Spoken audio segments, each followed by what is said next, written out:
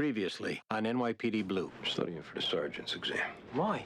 All these guys run around here like they got something on you because they hit the books for a couple of weeks. Figure I'd take a crack at it. Sergeant Sipowicz. I like that. 5-day rip's not bad, Detective. Turns out you were right, go to trial. This was an exercise for you. It made you feel like a man in charge of men. You might want to take a deep breath right about now. I walked into that trial room today, and my hands were sweating, and my mouth was dry, and you put me through that for nothing. Not because you had to, because you could.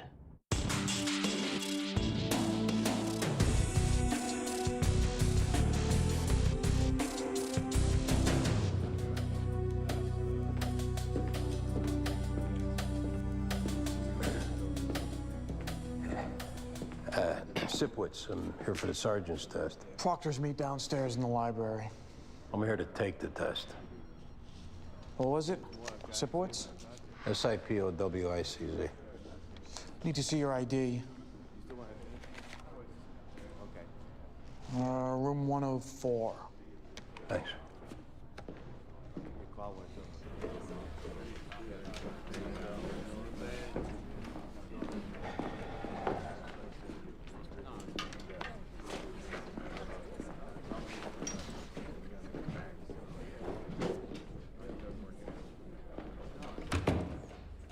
Good morning, ladies and gentlemen.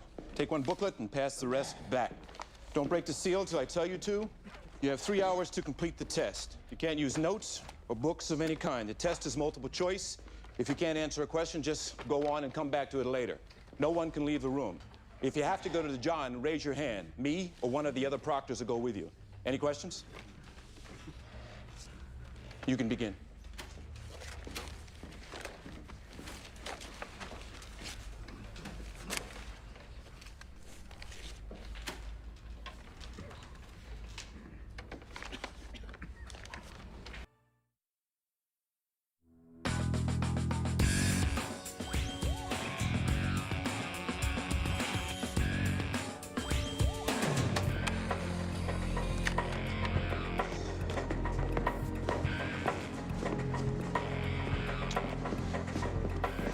Hey, it's Donald Schweiss. Scalp laceration. Looks like he got struck in the head.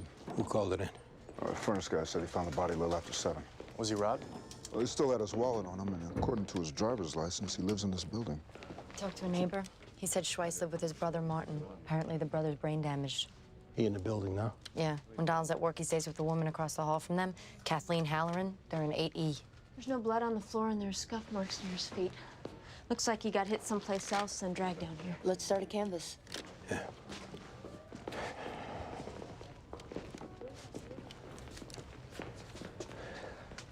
So how'd the exam go on Saturday? Fine. This is the hard part, the waiting. I guess. Wondering, worrying, reliving it. I must have gone over that exam 100 times in my head, waiting to find out if I passed. Which, of course, I didn't. I'm upstairs.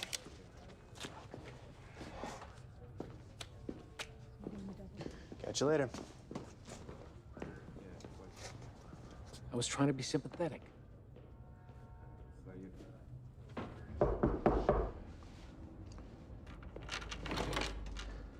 Kathleen Halloran? That's right. You detectives? Sipowicz and Clark. I just can't believe this about Donald. It won't fit in my mind. Is his brother here? Martin, yes. The other detective said not to tell him anything, and I haven't. Good. He has trouble remembering things, and he gets confused easily. You'll be careful with him. Don't worry. Martin, there are some policemen here who'd like to talk to you. Hi, Martin. I'm Detective Sipowicz. This is Detective Clark. We need to talk to you about your brother, Donald. Okay. When's the last time you saw him? Donnie and I come over at 8:30. I stay with Kathleen. He goes to work.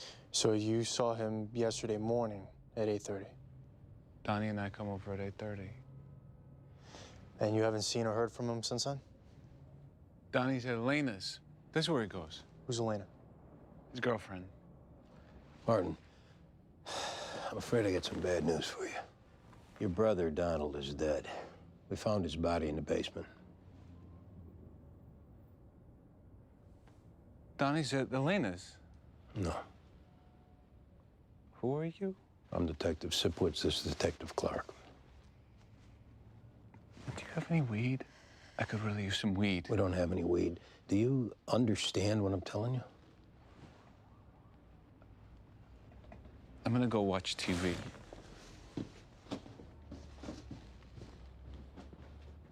Has he always been like this? It was a car accident about 10 years ago. Donald's taken care of him ever since. He was very devoted. That's why I was so concerned when he didn't come home last night. Just wasn't like him. When's the last time you saw Donald? Yesterday morning when he dropped Martin by. And you've been with Martin since then? Yes, he stayed here overnight. What about Elena? Elena Lozada. Nice girl, I guess. Is there any trouble between her and Donald? They fight some. Had a big one a few nights ago. Do you know what it was about? I think it was about Martin. Elena doesn't like him. You know where we can find her? She's a waitress. I don't know where. Hey, the boss called. He wants Greg and me to go to an assault. All right, we're almost done here. We'll be in touch. Martin leaves the apartment. You let us know. Of course.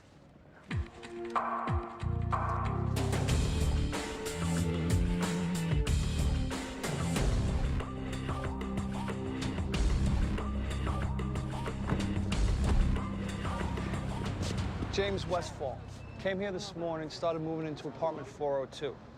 Then he shows up, Stanley Allen. He says he's moving into apartment 402. They start throwing punches. We're getting them separated. And a third guy shows up. He says he's moving a guy into apartment 402. It's all yours. All right, we're gonna keep this polite, all right? Mr. Westfall, you first. I was directing the movers when this person came up to me and demanded to know why I was moving into the apartment. My apartment. I explained I had rented the apartment some weeks ago. He grew belligerent, then he knocked a stickly end table out of my hand. Things went from there. Mr. Allen, you claim the apartment is yours. Not claim, I have a lease. I have a lease too, you idiot! Mr. Westfall, who rented you the apartment? Okay, I found the listing online. The realtor's name is Jerome King. He showed it to me, and I gave him a security deposit and first month's rent right on the spot. How much total? $6,000. You got the same story? Yes, except I can prove that my lease predates his. Have you tried to reach this Jerome King? He's not answering his phone. We can't find him anywhere. Bad news, gentlemen. You've been scammed. What do you mean? A guy shows a bunch of people in an apartment. He rents it out to all of them. He pockets their deposit and takes off. So who gets the apartment? The guy who rented it to you did so under false pretenses. Nothing he signed holds up. Nobody gets the apartment. You must be joking. This is a catastrophe. I have a lease. Well, can you describe this King guy? Yeah, he's in his 30s, I guess. He's white, he's British. Okay. We'll need his number and any paperwork he gave you. You still want to pursue assault charges? Let it go. I agree. Guys, we got another tenant.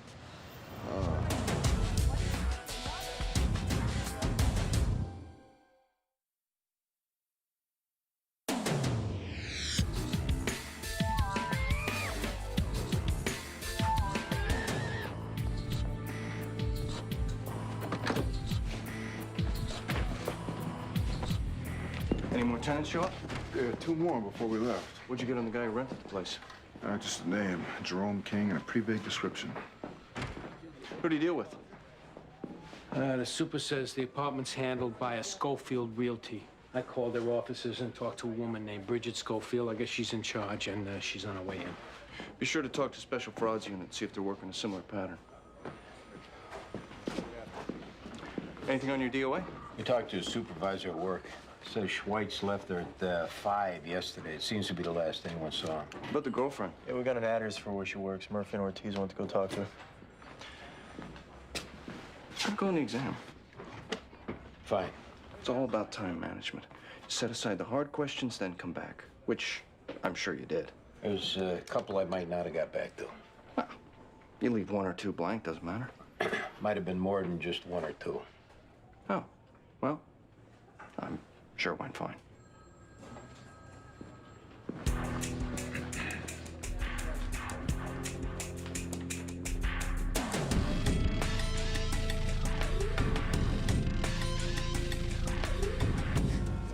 I'm numb. all over. We had Donnie's birthday 2 weeks ago. He's 32. We understand you and Donald had a pretty big fight about his brother the other night. You didn't think I had anything to do with Donnie getting killed. Elena, right now, we don't know anything. But the sooner you give us answers, the sooner we can leave you alone. Yeah, we had a fight about Martin. Not the first. About you wanting to put him in an institution? A group home. You know how Martin got the way he is? Tell us. Donnie and Martin are coming home from a fishing trip. A drunk driver runs into him. Martin gets his head busted open and Donnie walks away. Since then, every minute Donnie has, and every dime he earns, it goes to his brother. And you thought that was too much? Look, I respect what Donnie did for his brother, but it's tough living with Martin. You know, little stuff makes him really angry, and you can never tell what's gonna set him off. Donnie and I have been talking about getting married, starting a family. And you can't raise kids in an environment like that. You know what I mean? Sure. I said if we were moving in together, Martin had to go somewhere. It wasn't gonna be the three of us. Where were you last night, Alina? I was home. I would never hurt Donnie, ever. Do you know if he was having any money trouble? No. Any other kind of trouble? He said he had an argument with a drug dealer in his neighborhood. It was something about Martin. He said the guy threatened him. He mentioned a name? Oh, Ricky something. I don't remember.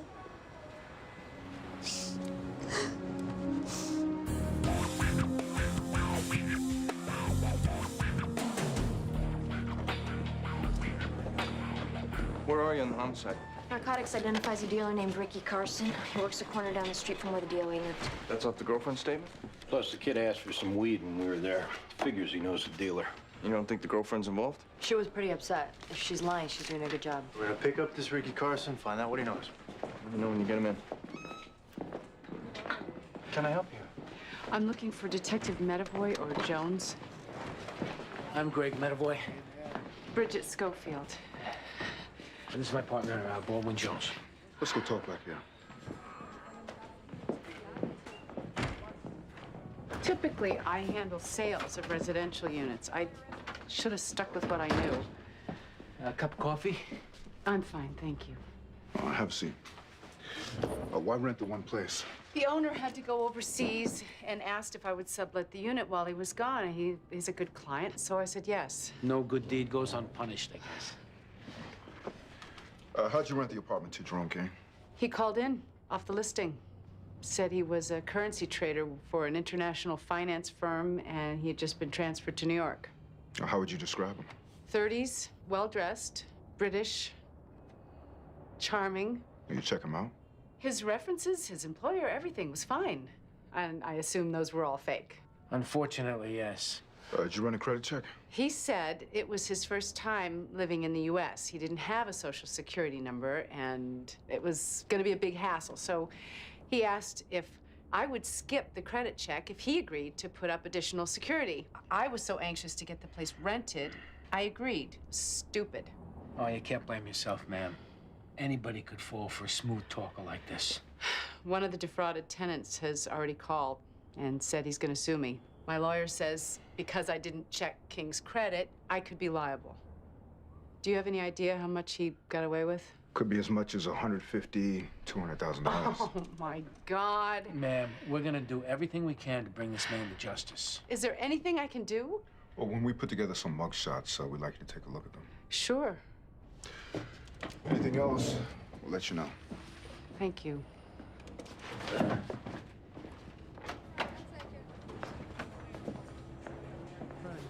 Don't you hate to see a nice person like that taken advantage of? Mm-hmm.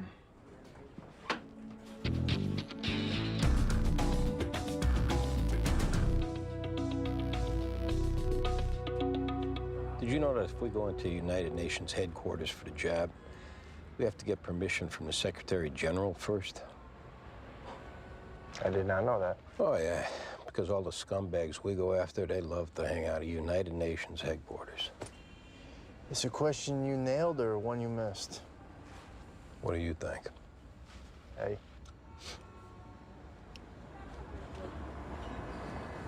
Andy, that's him. Must have been on his lunch break. Yeah, hold on. Maybe you want to hold off until they finish the buy? The hell with that.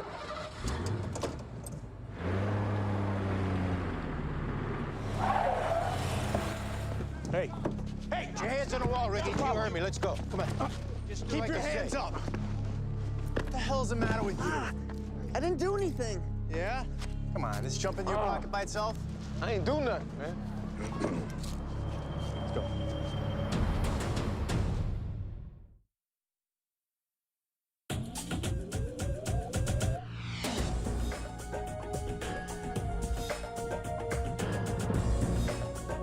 Right here. Have a seat. Who's this? He's making a buy when we picked up the dealer. Does he connect the homicide? No, he's just another recreational drug user. Rita, can you put him in the system for me? I gotta do this interview with Andy. Sure. Name's Bobby Halliday. What I took off him. I'm Detective Ortiz. I need to call my dad. We'll get to that. Come on. Where are we with the rental fraud? Crime scene got some prints off the apartment. They'll run them now to see if anybody with a record jumps out. Anything else? The original listing for the apartment was on a website. I spoke to the guy who administers it. He says the ad was bought by a woman named Alyssa Pelican. He gave us an address. We're gonna bring her in. Well, let me know what she says. Good work, Detective. Thanks. We saw you pass the drugs, Ricky. Look, he showed me $1. I gave him some change. Nothing wrong with that. Ricky, any other day we'd lock you up just for telling such a pathetic story. Fortunately for you, we don't give a rat's ass about the drugs. I'm listening. Where were you last night? Home. Anybody with you? Friend of mine, Talisha. You know a Donald Schweiss? Not acquainted. That's funny, because the other day you got into a fight with him. Donald, the brother of Martin, who's brain damaged. You talking about Ozone's brother? Ozone? I called him that because he's out there. But I didn't get to no fight with his brother. I explained myself is all. All right, what exactly did you explain? Is my business off the table? Yeah. Look, Ozone's a customer. He buys some weed from me every now and then. Then his brother comes around all puffed up saying he don't want me selling to him anymore. Saying I'm taking advantage. I explained that I could sell to whoever I wanted to, and that his problem was with Ozone. You threatened him. Nope. Told him if he didn't lay off, you'd kill him. But why would I say that? I don't know. Maybe because Donald Schweiss turned up dead. That's too bad. But that ain't got nothing to do with me. Look, maybe I talk a little trash to make a point, but I ain't never killed anybody, and I'm not about to start. And that's the truth. And we know you're a big truth teller. Well, ask Alicia. She'll tell you I was home. I go to my corner. I sell my product. I don't pick fights. I don't cause no trouble. And I sure as hell don't go around killing people.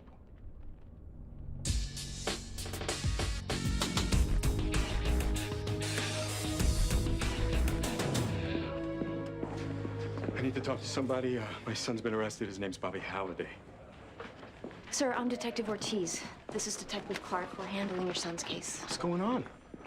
I mean, Bobby called, but he was so upset, I couldn't get a straight story out of him. We observed your son buying drugs from the dealer. You sure about that? Yeah, I witnessed it myself. What kind of drugs? About a quarter ounce of marijuana. I thought you were just giving tickets for that these days. Not for the amount your son had, no. Look, Bobby is a kid.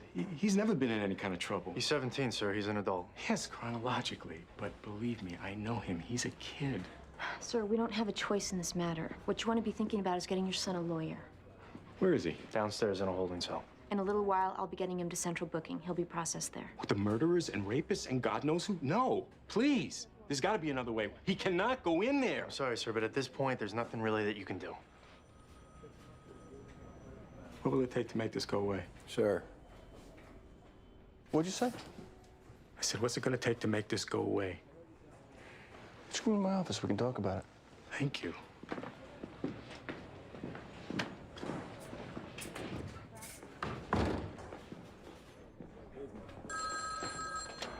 '15 Squad. Oh, hi. Detective, it's Connie. I'll call her back. What do you think he's saying?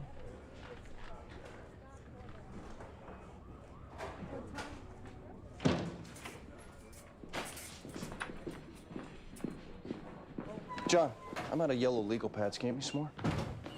Of course. Lieutenant, tell me you told Halliday he was about to do something really stupid and send him home. By something really stupid, I assume you mean the bribe offer? That's right. As a matter of fact, he repeated the offer and I accepted. Now I'm going to inform IAB. We'll pursue the investigation in the prescribed manner. You set him up? No, he set himself up. He made the offer. All I did was listen. Then you told him, go get the cash, come back here so you get wired up? That's how it's done. Incredible. Boss, this is not a bad guy. He's scared for his son. It kind of feels like piling on, Lou. We all heard him make the offer. When he did that, he became a perp. Lieutenant, when are you going to figure out this ain't IAB? We don't make people into criminals. We wait until they commit the crime. He committed a crime.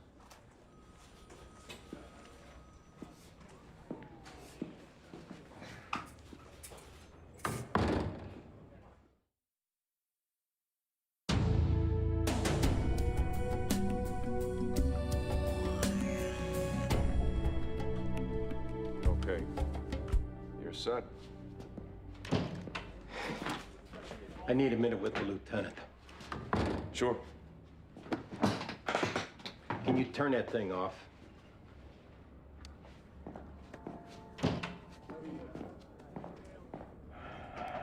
What you're doing here is wrong.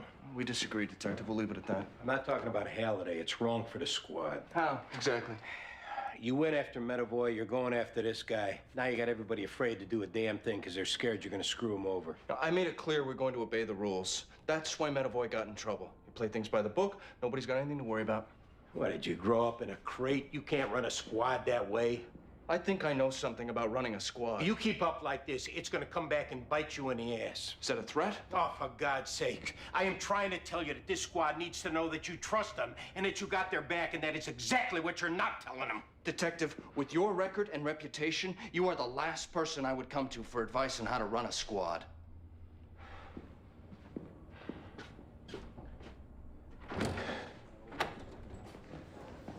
I hope this isn't going to take too long. I've got a spin class to teach in 45 minutes. Alyssa, you know a Jerome King? Sure. He a friend? Little more than that, I guess. We've been seeing each other for a few months. He's not in any trouble, is he? Well, his name came up in an investigation, and we haven't been able to reach him. Anything you could tell us will help clear things up as far as he's concerned. Okay. How would you describe him? He's charming, a lot of fun, rich. Not that that's important. Is he English? He was born in South Africa, actually. Raised in England, but he went to school in Switzerland. Well, what did he tell you about his work? He does currency trading and banking stuff. Money. He works with money. Well, you ever mention real estate, selling apartments, renting them? No. When's the last time you saw him? 4 days ago. He went to San Francisco on a business trip. What's this about, anyway? Is that him? Yeah. This looks like he's arrested. His name is Eddie Palm.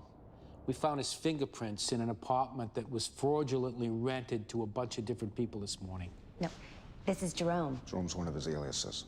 You got the wrong guy. No, we don't. I told you, Jerome doesn't do real estate. Alyssa, this guy lied to you. I was sorry, but that's the way it is. No, you lied to me. You said you were gonna help Jerome, and you didn't. I'm going. Can't do that.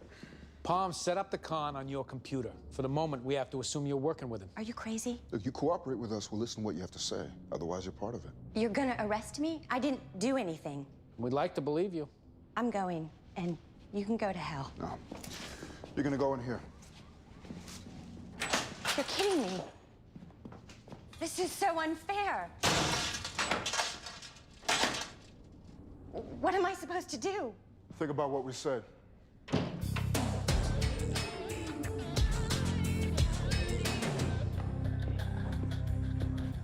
Quit Halliday. I'm here to see Lieutenant Bale. I'll tell him you're here.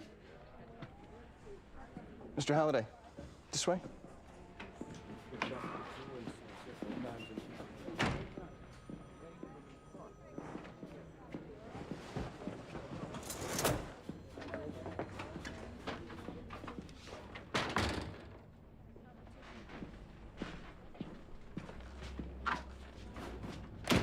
So, your son. Look, he doesn't belong in jail. It's not that serious an offense. Meaning you want him released? If that's possible, anything you could do, I'd be very grateful. All right. And? And what? The other matter we discussed. I don't follow. The money, Mr. Halliday. Did you bring it? What money? $5,000. You offered me $5,000 to get your son released and the charges dropped. I have no idea what you're talking about. I would never do anything like that. You made the offer an hour ago directly to me. I really don't know what you're talking about. Who got to you, Mr. Halliday? Was it Sipowicz? Did Detective Sipowicz warn you off? Nobody told me anything. I counsel the DA on prosecutions. Lie again, and I'll recommend she go after your son to the fullest extent possible. Who spoke to you? Nobody said anything. Get out of here.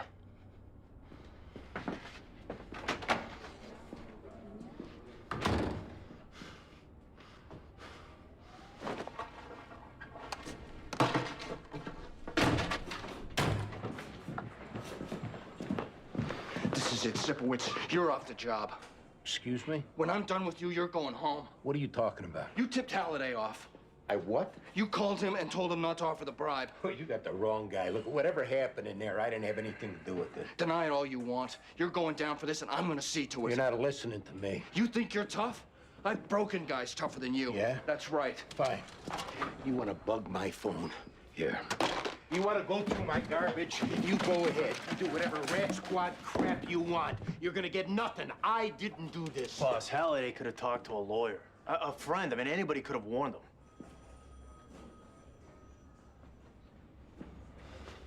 I hope that's true.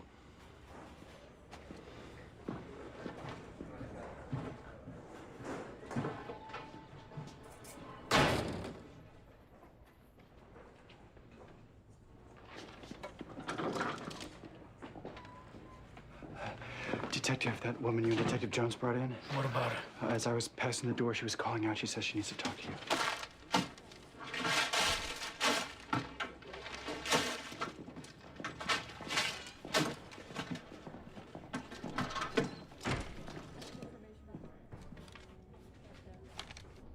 He never paid for anything.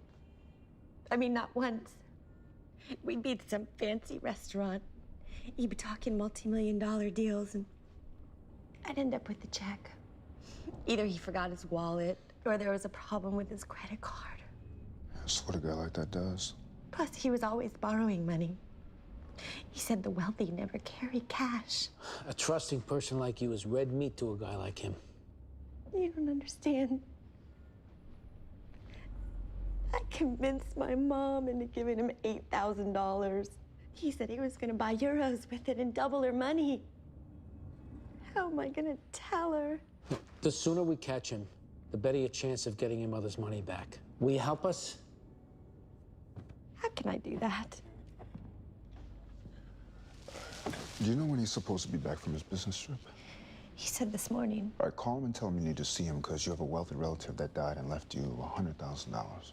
Yeah, and you need advice on what to do with it. Yeah, we'll tell you where to set the meeting. We'll pick him up from there. Do you think he'll fall for that? Kind of guy he is, he won't be able to resist. Okay.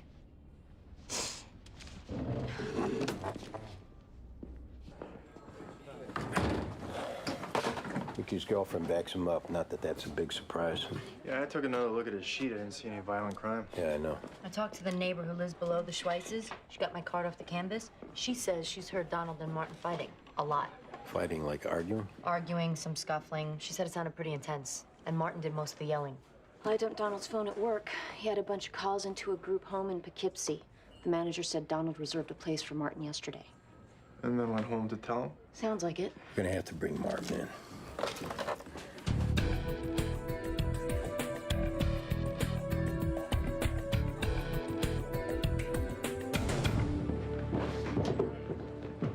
John, why don't you take Martin down to 3? I want to talk to Miss Halloran here for a minute. Yeah, this way, Martin.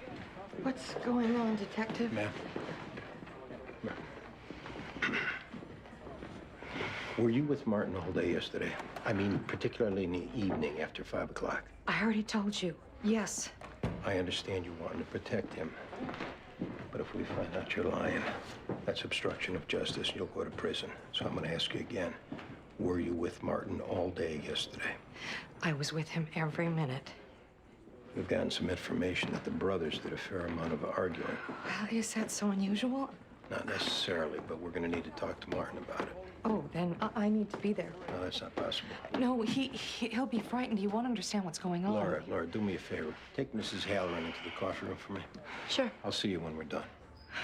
Please, don't hurt him. This way.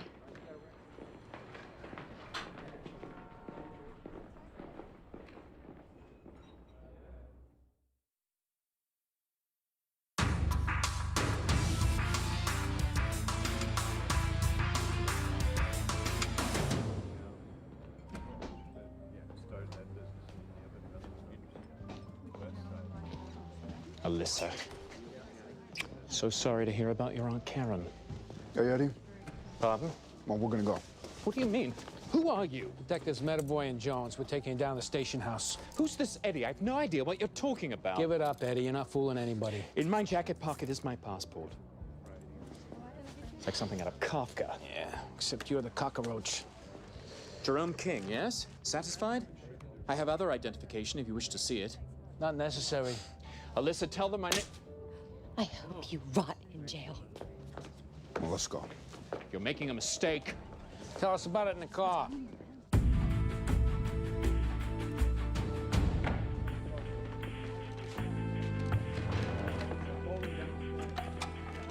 How you doing, Martin? Sandwich okay? We thought you might be hungry. I like it when the cheese is melted. Sorry about that. Where's Kathleen? She can't be here. Why not? Because we need to talk to you. Okay. Who are you? I'm Sipowicz. He's Clark. Okay. Martin, you remember last night? Donnie was at Elena's.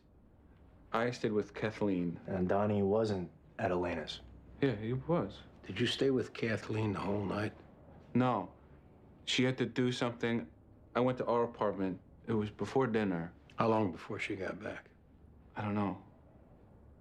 An hour? You and Donnie ever fight sometimes? Sometimes. You get pretty mad at him? I guess. You ever get so mad at him you hit him? Do you have any weed? I could really use some weed. Martin, did Donald come home last night and say something that you didn't want to hear? No. Something that made you want to hit him? I told you Donnie was at Elena's. Martin, I'm thinking Kathleen told you to lie about that, but lying in here is not going to help you. Kathleen didn't tell me to lie. I'm thinking she did. No, she didn't. She didn't. Not about that.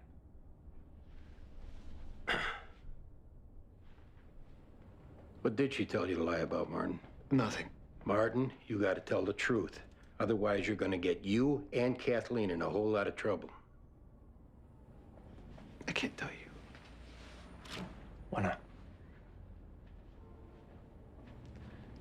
She said, if I tell anyone, we can't do it anymore. Martin, are you and Kathleen having sex? Don't tell her I told you, okay? I did hit Donald sometimes, but I always said I was sorry, and I always meant it. He's my brother. Sit down, Eddie. I really must insist you stop calling me that. Come on, it's over. We found your fingerprints in your apartment. I don't know what apartment you're talking about. Oh, the apartment that you rented to Mr. Westfall, the Allens, the Pierces, Mr. Schnell. Your fingerprints don't lie. I believe your government recently accused an American lawyer of working with terrorists in Spain. They had his fingerprints too, except they were wrong. The woman who rented you the apartment picked you out. And of course, you couldn't be mistaken. Well, we got a whole line of people waiting to pick you out. You're gonna be the most picked out guy we ever had. So each rental is a separate fraud charge. Put them all together, you're looking at 30 years. Your only hope of cutting back on that time is if you tell us where the money is and make restitution to the people you stole from. I don't have any money. I didn't steal from anyone, and my name is Jerome King. All right. This deal is on the table for 10 seconds. Tell us where the money is or come out of jail an old man. You ready? 10, 9, 8, 7. You have no idea 6, what the press is going to do with 5, this. 4, 3, 2, 1. Okay, for God's sake.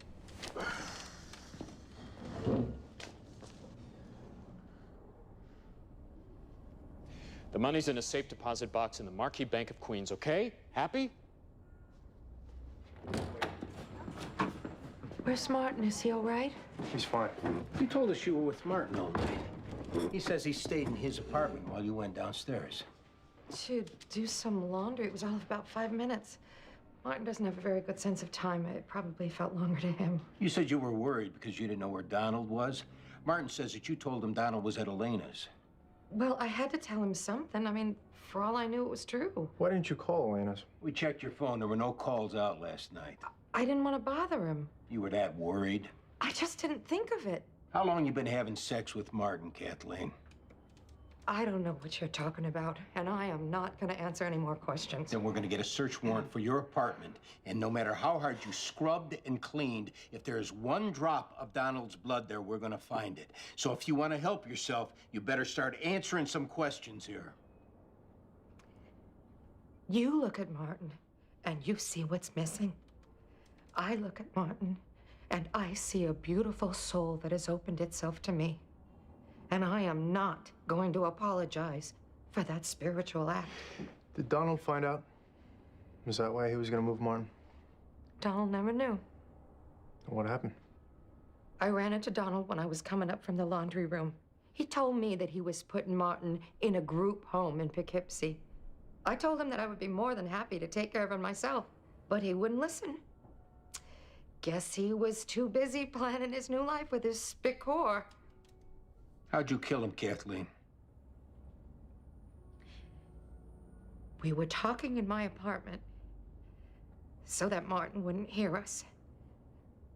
I was begging. I told Donald that I loved Martin and that I wanted him to be a part of my life. He laughed. He just laughed and turned away. That made me mad. So I grabbed a lead bookend and I hit him with it. I'm sorry, of course, but he should have had more respect. What did you do with the body? Wrapped it in a sheet. Later, I drug it into the elevator and I took him downstairs to the basement. We're gonna need you to write this down. I need to see Martin. I need to see him, please. First, you gotta write this down.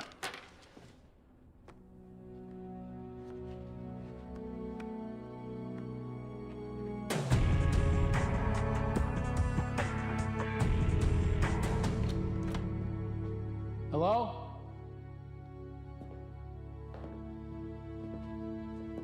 Anybody here?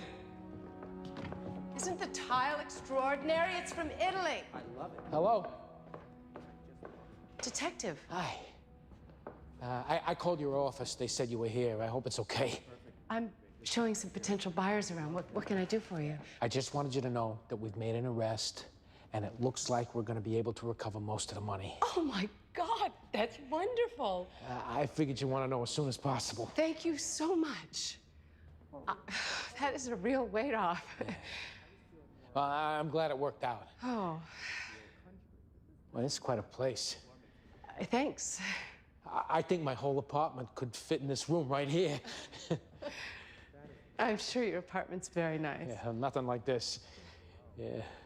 Well, I should be going. I just want to give you the good news. Are you sure I'll be done in a few minutes? Yeah, I'll be in the way. Greg, I know how hard you worked today. The least I can do is buy you a drink. Yeah, I guess I could stick around. 5 minutes. Sure. I'll be right here. Okay, great.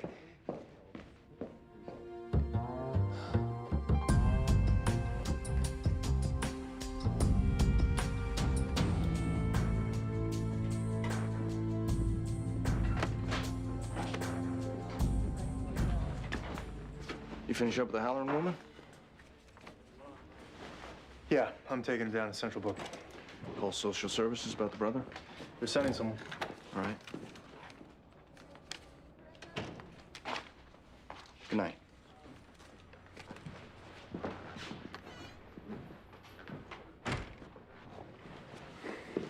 I'm gonna take off. See you tomorrow. Sick. Detective Ortiz, these came for you earlier. An officer downstairs signed them. He said there was no card. I thought it best to keep them in my locker until the lieutenant had left. That was smart, John. Halliday? I just couldn't watch him get set up. You did a good thing, Rita. Thanks. Sorry you had to take the heat for it. Don't worry about it. But watch yourself. Bail finds out, he'll come down on you. I know. See you tomorrow.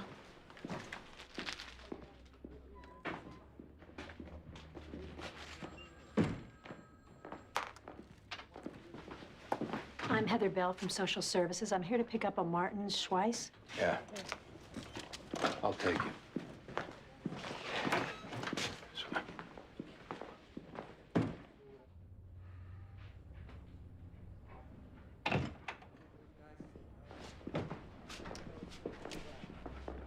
Martin, this is Heather. She'll bring you to a family who's going to take care of you tonight. Where's Kathleen? Kathleen can't go with you. Oh. Donnie's dead. Yeah, he is. That's too bad. I'm gonna miss him. Yeah. Who are you? I'm Heather. You're Sipowicz. That's right. I remember you. Will you come with me? Yeah. I'll go with you.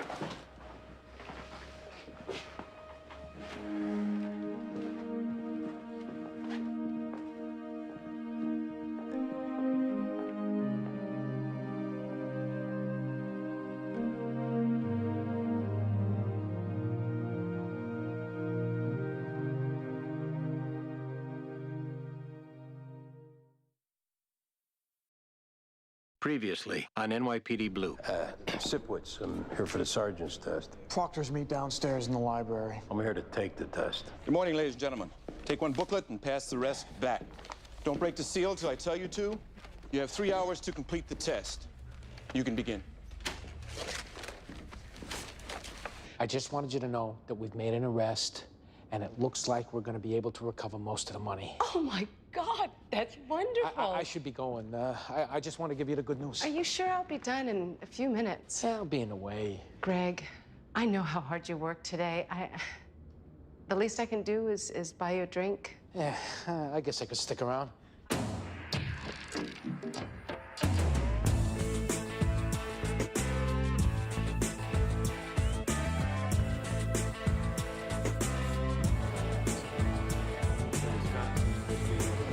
Where are my guys at? Up on the roof.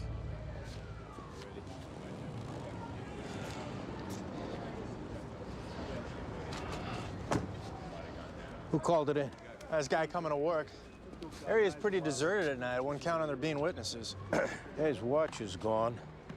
Looks like he wore 2 rings. Both of them are gone. Whatever cash he had is gone. The wallet's still here with the credit cards. Guy's name is Kerry Oaks. Uniformed cops said the car was locked, so whoever did it was inside the car. Well, he was an attorney. Name of the firm's Robinson and Cerny. Office's located on Madison Avenue. What's in the case? Looks like a bunch of legal papers. Would you lose a bet? What do you mean? Who dressed you? What? Shirt's a little bright, Greg. It's English. No good?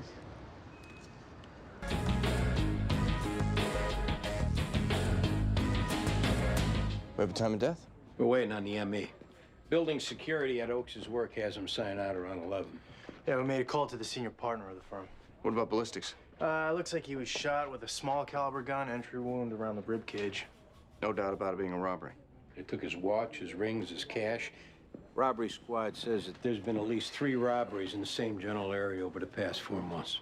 All the victims were white males, 40, 50 years old, and a gun was used. We need more than that to make it a pattern. Yeah, we were only able to contact one of the victims. He's on his way in. You reading the chief? Connie's cousin is looking for something with sanitation. You're not looking for results of the sergeant's test, in other words? I think it's early for that. They're not in there? No. Well, it'll be 2 weeks at least. Right. Thanks, guys. We should hit whatever late-night establishments are in the area, see if our DOA was in any of them last night. Greg. Want a different tie, at least? What is this intense interest in my wardrobe? It is something of a statement, boy. It's not a statement. It's a shirt and a tie. I think they're very nice, Greg. Thank you. Me too. I love the whole look. There you go. Got a report of a shooting in a schoolyard on Houston and Christie. Ortiz, you and Murphy respond. Tell me the truth. Do I look stupid? I don't know about stupid. I got a lunch with Bridget today. You look great. Are you just saying that because you want to get out of helping me find something else, or do you really think that? Come on, Greg, we got work to do. If we pass a clothing store, we're going in.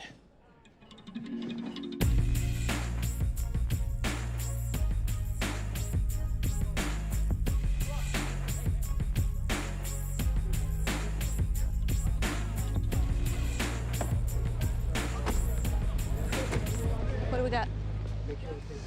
Car pulled up, guy in the ski mask threw up a bunch of shots, drove off. Anybody get a description of the car? One person said it was a green Chevy, one person said it was a blue Ford, I got somebody else said it was a brown van.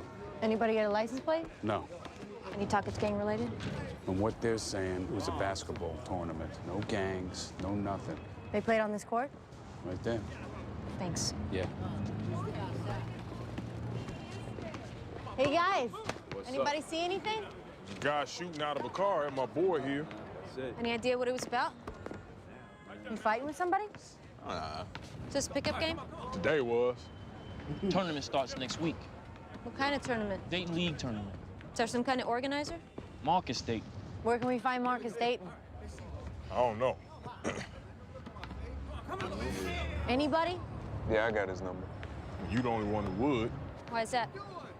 Show him the article, Captain. Nah, man, don't show him that. Show it to him, man.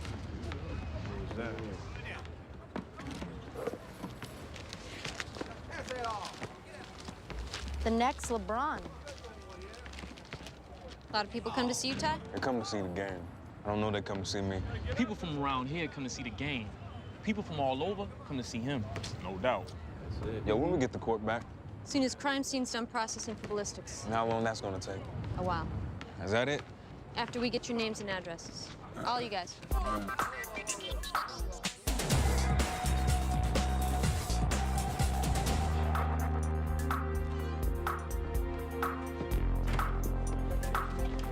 Detectives? Where this homicide last night and these robberies happened, there's a couple of bars I don't know if you know about. Yeah, what about 'em? They're respectable from the outside, but basically they're hooker bars. Penis hookers or vagina hookers? Penis. The kind of places you go to meet someone, but quietly. Can I help you? I'm Russell Fain. I'm here to see either Detective Sipowicz or Detective Clark. Yeah, that's us. Right this way. This is over 2 months ago I was robbed. Yeah, we had an incident last night we think might be related. Should have a seat, Doctor. Can't provide you with any more detail than I did at the time. Well, you said that the assailant was either white or Hispanic, in his 20s or 30s, medium build, medium height, and you weren't sure what color his hair was. I had a concussion. Where we come from? Nowhere. I was out walking. Now, you live at 975 West 71st Street. Was that between Broadway and Columbus? Columbus and Central Park West. And you were robbed around Greenwich and Warren. I didn't realize I needed special dispensation to leave the Upper West Side. Doctor, we're looking into whether or not there's a pattern of robberies here. It might help if we knew where the robbery victims had been previously. And what I'm telling you is where I had been was out walking. I do what a lot of New Yorkers do. I look at buildings, I look at people, I walk. According to the report, you weren't entirely cooperative at the time. Well, I knew I couldn't identify the guy. I didn't see the point. Wouldn't ride around in a radio car, wouldn't look at the mugshots. Are you chastising me, Detective? I'm trying to understand why. It was a traumatic episode, but I survived it. I lost an inexpensive watch, about $80 in cash, and whatever credit cards had been taken were immediately canceled. I saw no point in prolonging the aftermath. The only point would be if it led to apprehending the guy. I didn't see that as even a remote possibility. Then, now it's 2 months later, and I have no idea why I'm here. We think the same guy that robbed you robbed somebody else last night. This time, he also murdered him.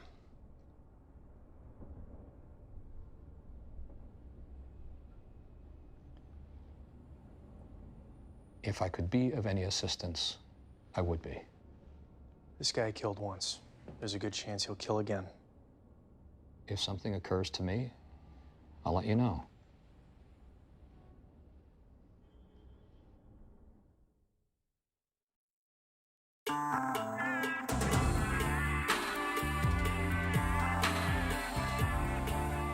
What can you tell us about Kerry Oaks, Mr. Cerny? He cared about his kids, cared about people. Terrific lawyer. Married, divorced? Divorced. His wife moved with the kids out to California several years ago. He'd go out there any number of times during the year. Anytime we had business in Los Angeles, if at all possible, he would be the one to go. Well, any idea where he was coming from or what he was doing in the part of town where he was found? I assume he went to dinner down there. There aren't really any restaurants nearby, is the thing. But there are a few gay bars down there. Well, what does it matter? If we know where he was, it might help us to find out who killed him. I don't know where he was. Well, was there anything out of the ordinary that you observed during the course of working with him? Like what? Was he a heavy drinker? Did he use drugs? Did he frequent prostitutes? I don't get you guys. This man was an upstanding citizen who was robbed and murdered. Are you looking for some reason to believe that he brought it on himself? Sir, what we're trying to do is get a sense of who he was in the hopes of reconstructing what took place last night. Yeah, you work with someone for all these years, you learn to respect that there are parts of their life that they want to remain private. If you're asking me, was Kerry conflicted about his sexuality? I don't know. If you had to make a guess. There was a time I might have wondered about it, but I'd long since stopped concerning myself. He was a wonderful guy. You ought to find out who did this to him. Thanks for your time, Mr. Cerny.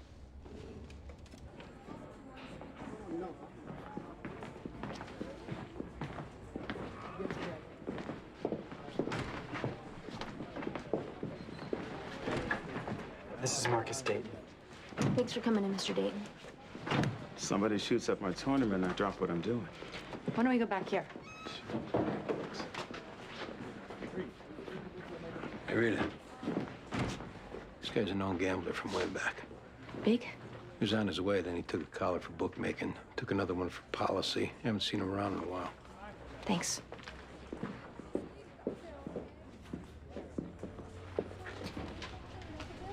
Has there been any recent violence connected with the tournament? None. Nothing that might involve one of the players? These are young boys wanting to play basketball and being given an opportunity to do so in an organized fashion. That's why it's such a shame. How about gangs? Any chance this is some kind of a turf war? This ain't got nothing to do with no gangs. Does it have something to do with gambling? You know who Holcomb Rucker is? No. Worked for the Parks Department. Started a basketball tournament in Harlem with his own money. So young boys up there have something to do aside from drugs and criminality. No one's criticizing you for organizing the basketball tournament. The Rucker tournament is world famous today. All the greatest stars from the NBA. Come summertime, they make it up to 155th Street to play against the Jackie Jacksons, the Earl Manigaults. Holcomb Rucker started it. Now, I'm looking to do the same thing in my time he did in his. And no ex-ball player crying about his lot in life, but a gun's gonna stop me. Who are we talking about? Think I'm gonna leave that one alone for right now. You're telling us there's someone you suspect, but you're not gonna give us his name? What is that? I got no hard proof, you understand? Give us a name, Mr. Dayton. Ty Newell, 16 years old. Could be the next Sebastian Telfair. He's got an older brother, Stanley. He don't want to see Ty get nothing he didn't have. If I was you, he'd be the first place I'd look.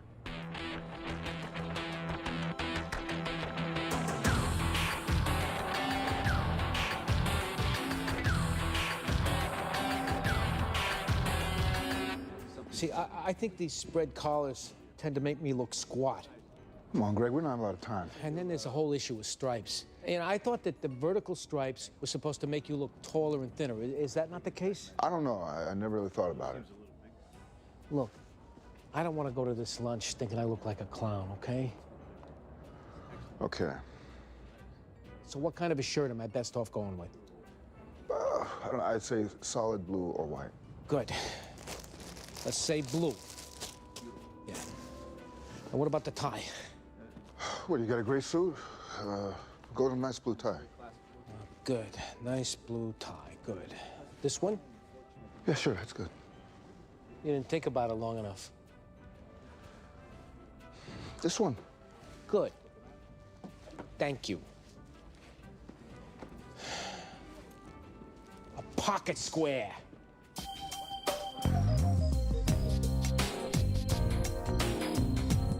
ever go to the schoolyard over on Houston and Christie, Stanley?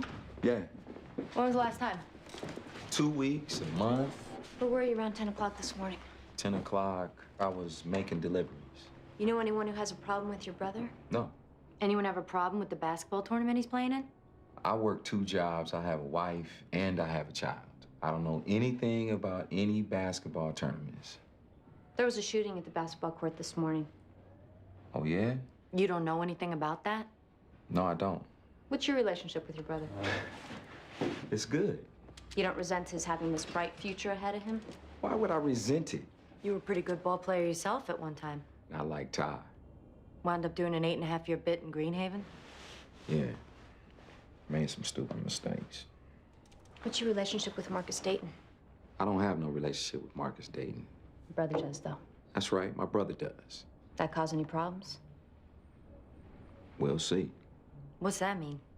It means Marcus Dayton is out for Marcus Dayton. He gets his hooks in my brother. I don't know where that goes. The shooting have anything to do with Marcus? All I know is it had nothing to do with me.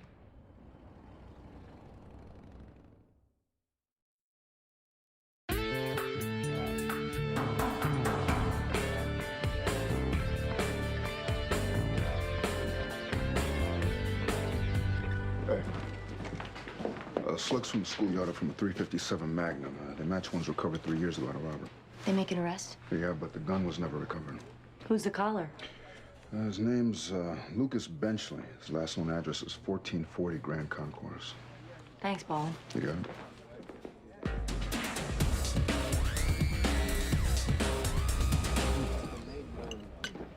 Food here is good. Food is good. I guess you know restaurants. I know a few. Yeah, your line of work, wining and dining clients, is a big part of it. Most of what I do with clients is show them apartments. If they like them, they buy. If they don't, they don't. I have to believe you're a big part of that, though. The way you look, the way you dress. Speaking personally, I would put a lot of faith in what you have to say about things. Most people shopping for a home, looking to spend the kind of money these places cost, like to at least think they know what they're looking for. At some point, I may be in the market myself. Really? Long Island was good for raising kids, but at this point, I think I prefer being in town. Have you thought about what section? I don't know. Battery Park City's on the river, so that's nice. I also like the area around Lower Fifth. There's some beautiful buildings on Lower Fifth. Yeah. Well, if you find something interesting, maybe you could show it to me. I'd be happy to. Sorry, sir, your car's been declined. Put it through again. Put it through several times. Is there another card you'd like to use? Actually, that's the only one I brought with me. Why did I put this on my card?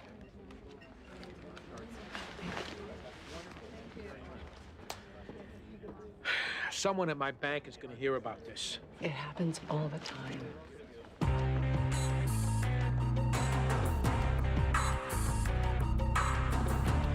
Oh, sorry. How's the outside world treating you, Lucas? Real good. Staying out of the armed robbery business? Something happened you looking to make me attributable to? Asking the question. Well, the business back then was youthfulness and foolishness, all right? I got a whole different program going on today. What program is that? I got a hip-hop DJ business, you know, provide entertainment for private parties, corporate functions, you name it. Where were you this morning? Okay, this morning I met with Mr. and Mrs. Alan Birnbaum and their daughter Mindy about making plans for her bat mitzvah. What time was that? I was at their apartment on East 72nd Street at 9:30 on the dot, and I stayed there about an hour and a half. Been down to the schoolyard on Houston and Christie recently? I don't even know what that is. Somebody shot it up this morning. Whoa. You think that somebody was me? Slugs came back matching the slugs from when you took down that bodega. Okay, wait a minute. Since we never recovered the gun, we have to assume you still have it. That ain't the case, man. What'd you do with it? I sold it. The gun, my drugs, anything that was a part of my thug life, my slave life, I expelled it from my being. When did you do that? As soon as I got out of prison. Who'd you sell the gun to? This ain't gonna get back to nobody, is it? We'll do our best. There's a guy named Pee-wee. Who is that? Mungo dude. What's his real name? Benny Jenkins. Where can we find him? Last I heard, he was over by Mod Haven Projects. You gonna take me down for this? Not if your story checks out. Until we know that, you're gonna have to stay here. Sorry. Another bat mitzvah, damn. Okay. All right, got it. We're running down the gun line. Some guy in the Bronx. Right. Thanks. Yeah, crime scene got a hit on a print off the car. Goes back to a guy named Kyle Tanner, did 18 months for a robbery when he was 19 years old. Address? Yeah, on East 25th Street. Let's go.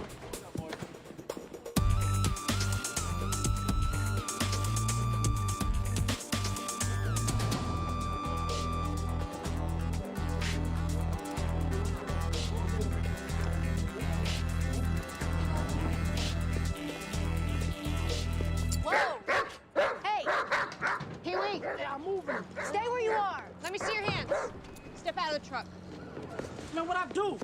Keep your hands up. Hey, all right. You got any guns in there, Pee-wee? No, I ain't got no gun. Yeah? We searched the back of this truck. We're not gonna find any. Man, I ain't give you no probable cause to be searching the back of this truck. You got a bill of sale for that sheet metal? Man, why you want to torment me like this? Where were you this morning, Pee-wee? I walked my dog, then I went to see my mother at the nursing home. I played a game of dominoes at the nursing home. I came over here to meet a guy I want to buy some of this here scrap. What guy? Guy from Barbados. Probably got scared off seeing the two of y'all. Here's the thing, Pee-wee. We got information you bought a gun that was used in a crime. If you didn't do the crime, maybe you sold that gun to someone who did. Either you tell us who that was, or we're gonna place you under arrest, impound your truck, and have animal control take your dog. Kid came by and said he wanted to buy a gun. Saying somebody I know sent him. Who's the kid? Kid's name Tyler. Who sent him? Man, I gotta get that up too. That's right.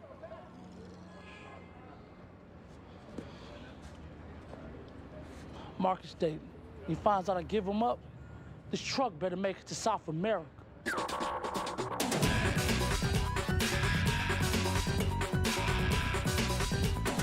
Where were you last night, Kyle? Rented a movie. What'd you see? 13 going on 30. More or less a chick flick, but I have a thing for Jennifer Garner, so that's why. Anybody with you? No, sir. Never in the vicinity of Greenwich, south of Chambers? Not at all. Well, the reason we ask is that your prints turned up on a car in that area. Well, I don't know how that would be. Maybe nothing more than you were just walking by, you lost your balance, put your hand on the car so you wouldn't fall. You know, only I wasn't walking by. You used to like stealing from kids, right? But I was a coward. Right? Kids were the only ones I wasn't afraid of. How about now? I'm still a coward. How you been supporting yourself? Full-time student. I was thinking I might like to go into finance. Mind if we take a look around your apartment? Well, why do you want to do that? Just to rule you out from any involvement in this car thing. Wait, what kind of a car thing are we talking about? Guy was robbed. I don't know what to tell you. I don't do that kind of thing. You got a gun you don't want us to find? No. So what are you so afraid of? What happens if one of my friends had a buprenorphine drop out of his pocket? You find it behind one of the couch cushions. What then? I get busted? We're looking for a gun. That's it. Anything else? It's our little secret. What happens if I say no? And I pick up the phone. I have someone in the DA's office get a judge to issue a warrant. We have to go that route, though. Any inadvertent substances we find have to go in the report, and you take your chances. If you want to look through my apartment, look through my apartment. I got nothing to hide.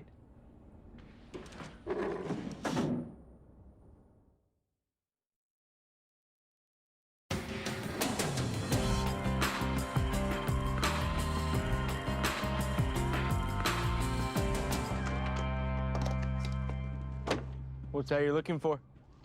We told you, a gun. You're not gonna find that. Well, alternatively, proceeds from a robbery. What kind of proceeds? We hit pay dirt. We'll let you know. Just for the sake of argument, let's say you found something. You don't have a warrant. You don't need a warrant. You consented to the search. I did? I don't remember doing that. You signed a piece of paper. What's to stop me from saying I was under duress? The testimony of 2 police officers. So it really just comes down to an issue of credibility. Right. Are you hungry? What, you're searching my food now? You do a lot of cooking? Yeah, as a matter of fact, I do, and I don't like people handling my food. Would you just not touch that with your hands, please?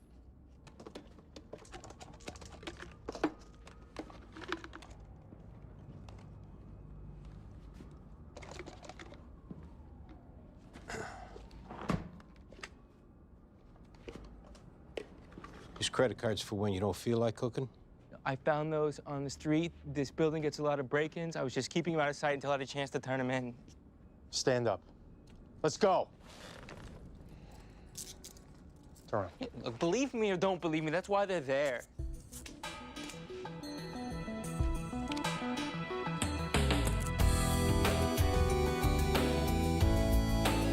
Who did you give the gun to, Ty? I don't have no gun. You had one, though. Nope. You have a lot to lose here, Tyler. From what we understand, you have a bright future ahead of you. Now, if you bought an illegal gun and put it in the hands of somebody who did something stupid, you need to tell us the truth about it. Did you buy a gun, Tyler? Yeah. What kind of gun was it? 357 Magnum. Where's that gun now? Hid away in my room. Who else lives there with you, Ty? Just my grandma. What do you need a gun for? Just to have one. Just to have one for what? Everybody else had one. I just wanted to have one, too. Somebody used that gun to shoot up the schoolyard this morning. Now, unless you can give us a good explanation for how that happened, we have no choice but to lock you up.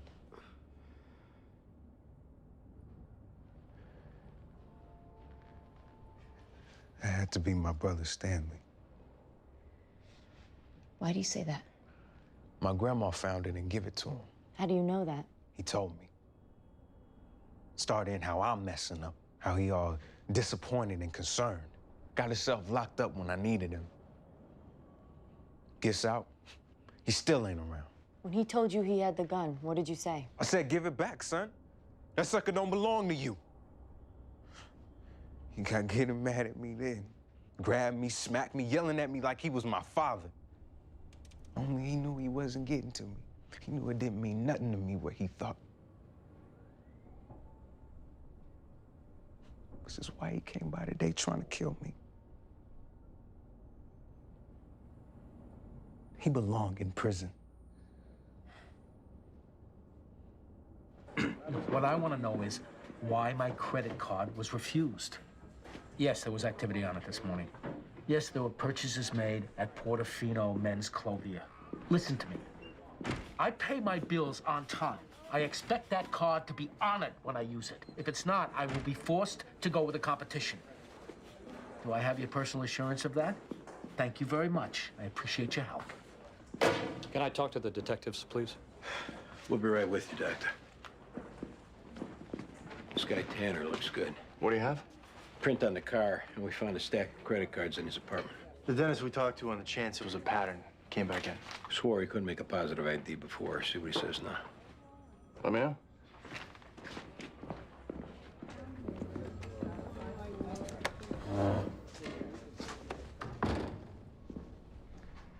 I have a good dental practice. I have elderly parents. I have a wife and 2 kids.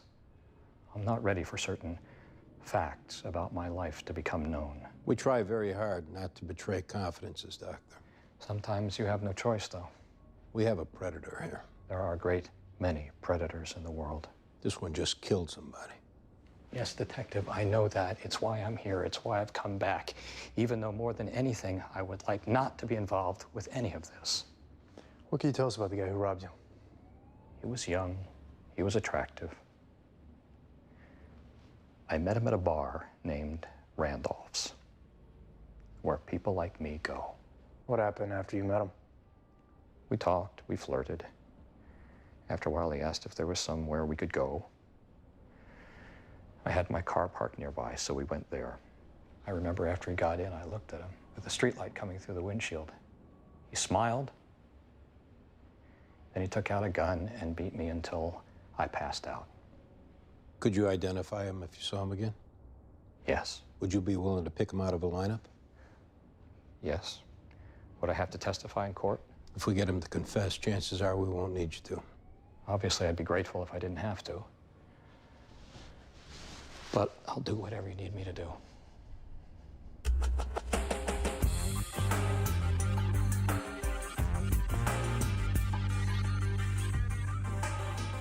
See anyone you recognize, Dr. Fane?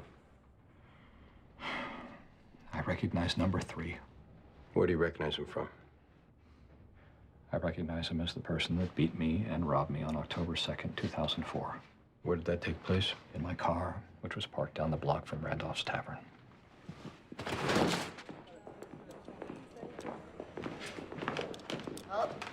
You got two choices, Stanley. Either admit it was you with the gun, or we lean on your grandmother till she admits giving it to you. How much leaning did you do on my brother? Not much, I bet. Some people get a little pissy when you try to kill them. You recovered 6 bullets altogether? Why? Those bullets went exactly where I aimed them. If I wanted to kill him, he'd be dead. Then what was the point? What's the difference? It ain't gonna make no sense to you what I say anyway. Try us. I couldn't stand to see him do what I did. You went to prison for selling drugs, I didn't get there all at once. All right, when I was 16, I was the star 2 guard for my high school. I had all kind of people wanting to know me. Coaches coming from Duke, North Carolina, Marquette, Syracuse, Kentucky. I could have played for any of them. Why didn't you? Because I went for the short end money instead. I fell for the empty promises, the quick trim that whatever big shot it was back then offered me. Same as my brother working for Marcus Dayton, shaving points or throwing games. I was working for him until he didn't need me no more. And by then it was too late to go to college. I wasn't near able to turn professional. Where's the gun now? You never see it coming. You 16, you got a quicker first step than anybody on the court. Ain't nothing gonna ever go wrong.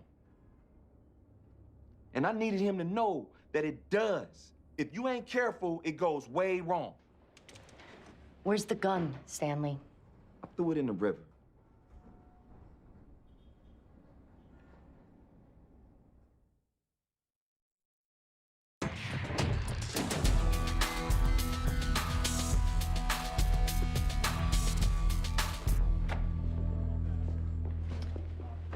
We just talked to your brother, Ty.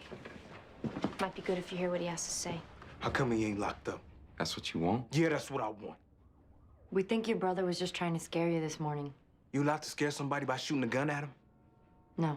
Then lock him up. He had reason to be concerned. Yeah, because I'm gonna wind up with an NBA contract. Have my name in the newspapers, and he's still gonna be driving that nasty old car with blankets on the seats. And that's why he'd be concerned. You think I don't want to see good things for you? That's right. The one thing that kept me from messing up in prison was you. Yeah, sure. It's true. I had people keeping an eye out on you never knew about. I heard all about what you was doing. Yeah, and that makes up for everything. I'm not saying Help that. out Grandma with a few dollars. You don't need to see me but once in a while. I got family to take care of, Ty. I thought I was your family. You are. You've been marked absent my whole life. And come around now talking to me about my friends, how I conduct myself. You ain't earned the right. Maybe not. But there ain't nothing behind it, bro. Ain't nothing but words.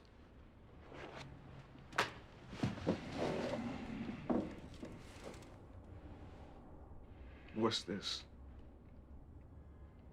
It's an account I started.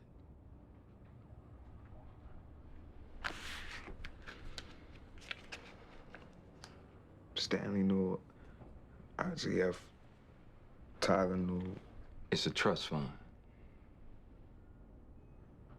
There's $19,000 in here. I started it when I got out of prison. It's for you to go to college with. If you want it now, you can have it. Where'd you get $19,000? I drive an old nasty car, with blankets on the seats. What'd you do this for? 'Cause I wasn't around when I should have been.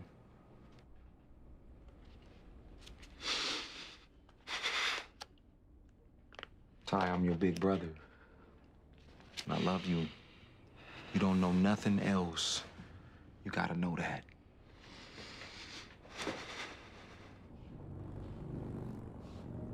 You don't seem too concerned about what happened with the lineup. Right. Why is that? Well, it's one thing to be in a police station and say who you think did something to you, and it's another thing to do it in open court.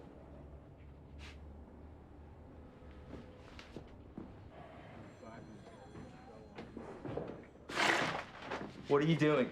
Give us a little privacy. Privacy? What for? You're counting on your victims not testifying. I don't have any victims. You work bars where guys went who were in the closet deep. Men with families and jobs and lives that they didn't want disrupted. They were willing to walk away from being robbed and beaten and not pursue it rather than have it come out what they were doing. How come you know so much about fags, Detective? You're gonna tell us about those robberies, Kyle. You're gonna tell us about the robberies. You're gonna tell us about what happened last night. I don't know what you're talking about. Don't say it. I don't know what you're Don't you say it. Because every time you say something that's not true, you're gonna get hit. Just want to think about what you're going to say before you say it, that's all. I didn't rob anybody. Stop hitting me! Stop. I just got started. You're not allowed to do that. Who's gonna know? He can do it without leaving a mark. It's amazing. You want me to tell you that I robbed somebody when I didn't? I want you to tell me the truth. Truth? Think about it now. Okay, I robbed a couple of guys. What happened last night? Nothing. Before you force somebody that you robbed to go on a witness stand, I will send you straight from here to the emergency room. Do you understand me? Please don't let him hit me. Kyle, the only thing on this earth that's gonna stop him from hitting you is you telling the truth. He went nuts. This was when you were robbing him? He started yelling that he didn't care, that it didn't matter anymore, that he already lost his wife and kids. It didn't matter. Whatever happened, happened, but he wasn't gonna take it like some sad old queen. So you shot him? I didn't have a choice. He was bigger than me. Say you shot him, Kyle. Say it. I shot him! It was his own damn fault. I'll write it down.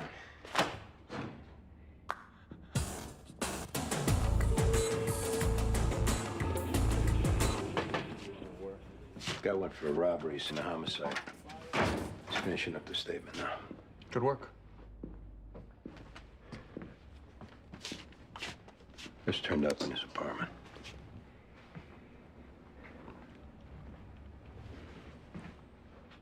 A guy like this, there's a good chance that he was dealing in stolen credit cards from who knows how many sources.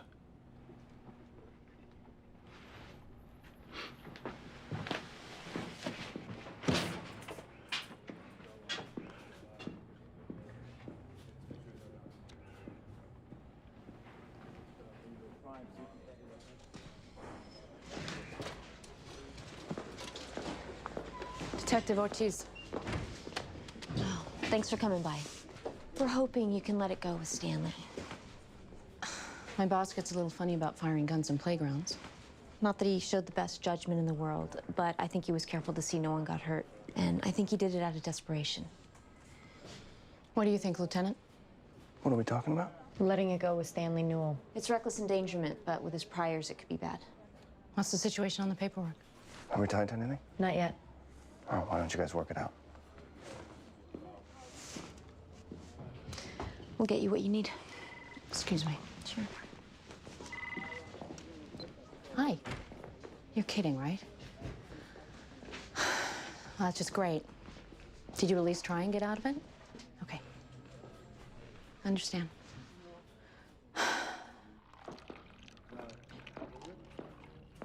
Hey. Good job on that homicide. Thanks. Oh, boy. Don't ever date anyone who works for the State Department. All right. I'm supposed to be going to this dinner tonight honoring Judge Lasek, and my date just got called back to Washington.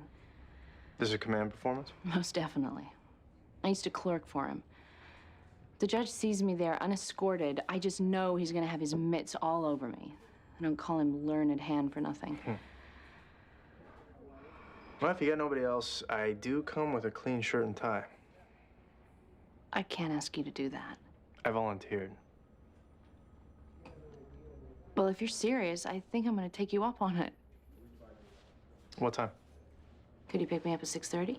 Be my pleasure.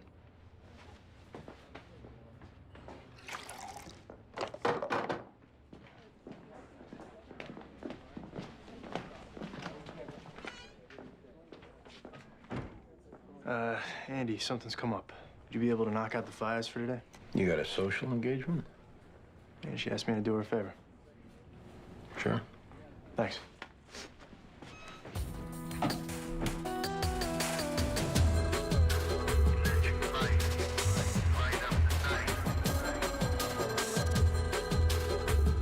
Now, this time of year, you're gonna want lilies. Why this time of year? because lilies are spring. And in December, what you want more than anything else is a suggestion of spring. These Madonna lilies are absolutely gorgeous. They smell a little like a funeral home. All right. We also have some paper whites. Oh, and we just got in these big-headed French tulips. What about roses? Oh, we have some sterling silver roses, Flemish roses. Red roses. $6 a stem. Right, give me a dozen. Probably want baby's breath and greens with that? Yeah. And I want you to put this $100 bill in the envelope with a card. And what do you want the card to say? From Greg.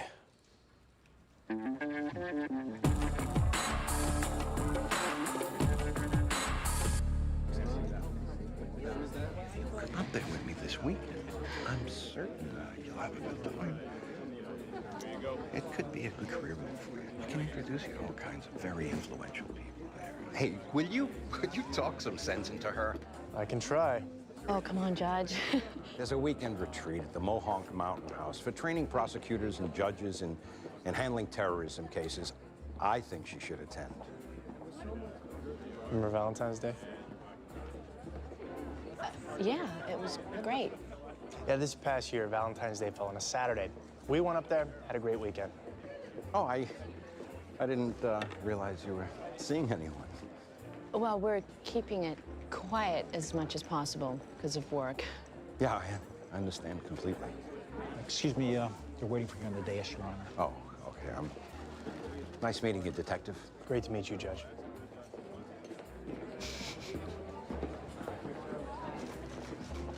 How did you happen to know that Valentine's Day fell on a Saturday? I have a head for odd details like that. It wouldn't be because you had a particularly memorable one this past year? No, not at all. Well, thanks for coming up with it. You're very welcome. Shall we?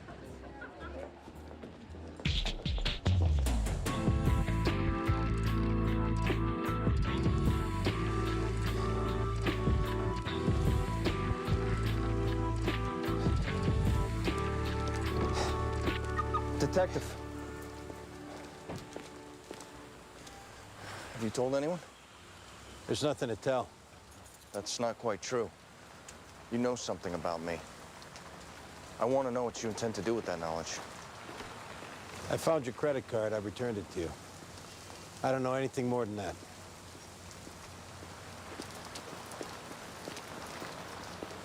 I appreciate it, Detective. Good night, boss.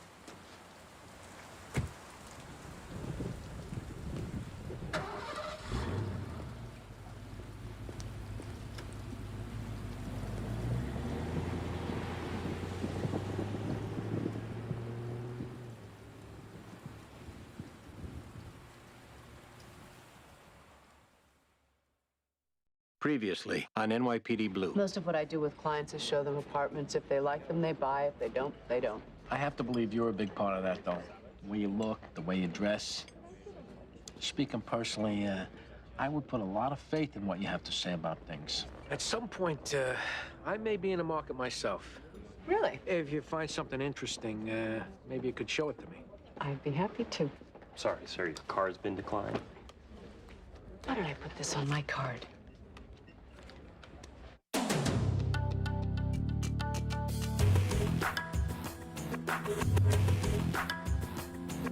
Her name's Faith Chandler, according to her driver's license. 32 years old. Address listed as Continental Avenue in Forest Hills. There's a condom under the pillow. The apartment's leased to this Claudia Weintraub who called it in. Is that her? Yeah. I thought she looked familiar. She's a big-time madam. What else is in there? That's parking ticket with a money order. Probably gonna drop it in the mailbox when she got a stamp. Got mints, lipstick, tampon, aspirin, keys, this card.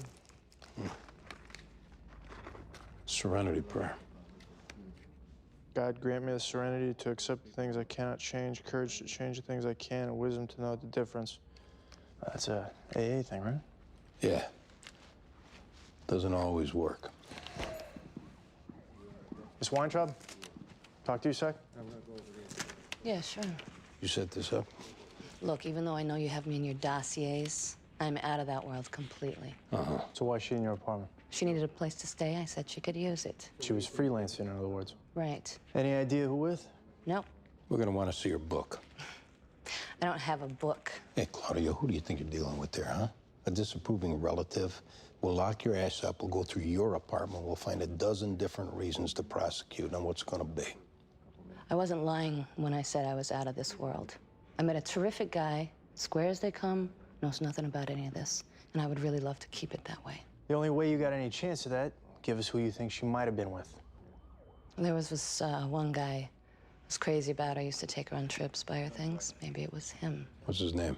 Bob Cavanaugh. You'll give us his number.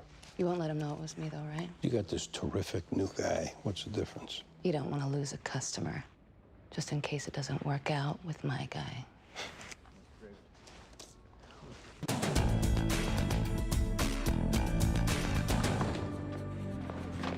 Can I help you? I'm here to see Detective Medavoy. Hey.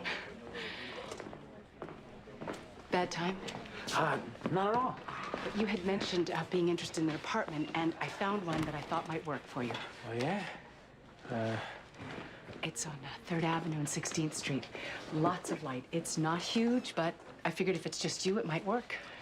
Great. It's a lease with an option to buy. I know the seller is motivated, so I thought the sooner you saw it, the better. By soon, you mean this week, this month? With apartments, Greg, soon means today. Oh. Then I'll see it today. Can you come at lunch? Yes. All right. Meet me in front of the building, 12 o'clock. We got a report of a homicide. 455 Great Jones Street, 3rd floor. Ortiz, you and Murphy are up.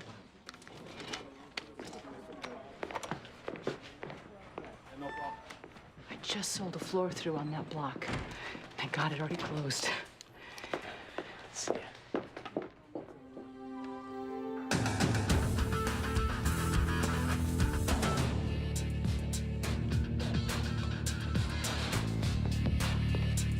You own the building, Miss Kunitz? Since 1961.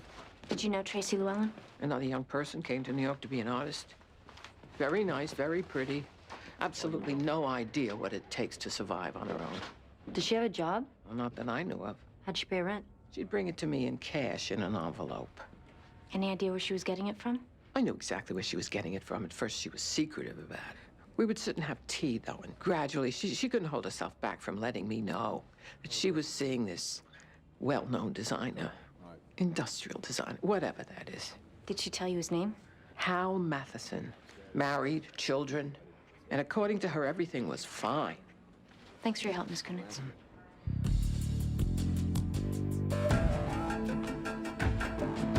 So, what's this about?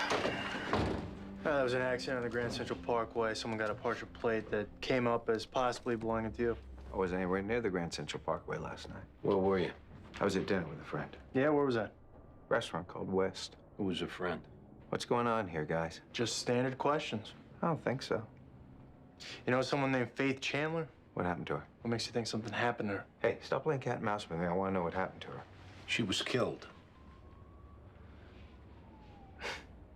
What was your relationship with her, Bob? It started out she was just a hooker, you know. Here's $1,000, honey. Jump rope for me. That changed, though. I started to care about her. I started wanting to have her around me. I took her to Paris. I took her to Tokyo. I left my wife. She was still just a hooker, though. Well, you think that put me off her? I liked her being a hooker. You liked it, and you didn't like it. Yeah, maybe the sex got a little rough. Things got out of control. Next thing you know, you got your hands around her throat. I haven't seen this girl. It'll be 2 weeks this Friday. I know this because I have made an effort to not call her, and I've been keeping track of it. Fact is, I could have stopped her from being a hooker. Couldn't stop her from being an alcoholic.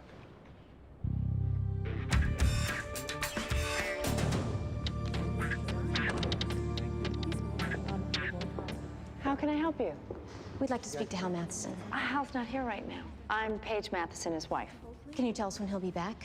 Can you tell me what it's about? Your husband's name came up during the course of a routine investigation. We just need to ask him a couple questions. Are you and your husband partners? That would be giving myself entirely too much credit. I'm just his office manager. What kind of work does your husband do? If you've ever used any of the high-end laptops or plasma television screens or small personal reading lights, you've experienced some of Hal's designs. He's an incredibly gifted visionary when it comes to the use of materials, miniaturizations, ergonomics, all of it. Paige, Hal's on the phone. Speak of the devil. Thank you. Hi, sweetie. Where are you? There are 2 detectives here to talk to you. I know it sounds very ominous, but they seem very nice, not to mention pretty. He's just leaving his meeting now. Will you wait for him, or do you want him to meet you someplace? If you could meet us over at the 15th Precinct, that'd be great. 111 East 5th Street. If you could meet them at 111 East 5th Street, yeah, I want to hear all about it. Bye, sweetie. He can be there in half an hour. Great. No flirting.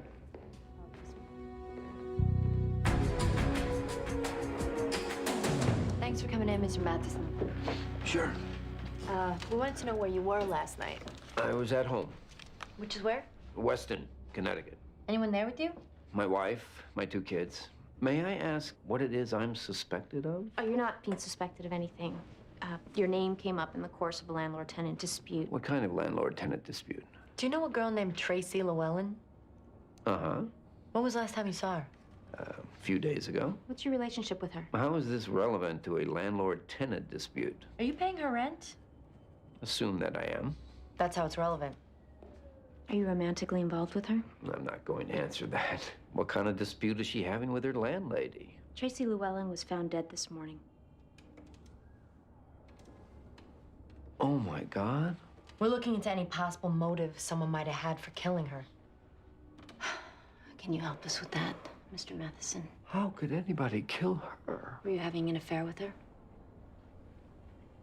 For how long? About a year. Does your wife know? No. Anyone in your office? No. Could it have been a robbery? Doesn't look like it. Whoever killed her was someone she let into the loft. I can't believe it.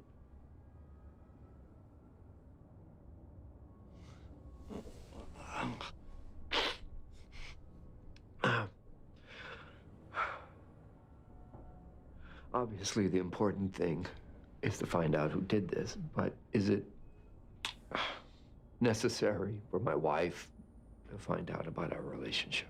As long as you tell us the truth and it has no direct bearing on the investigation, no.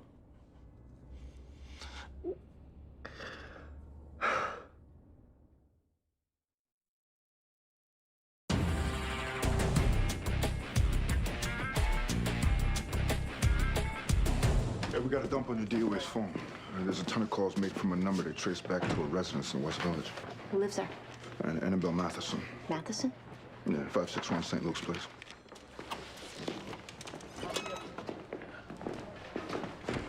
You got a minute?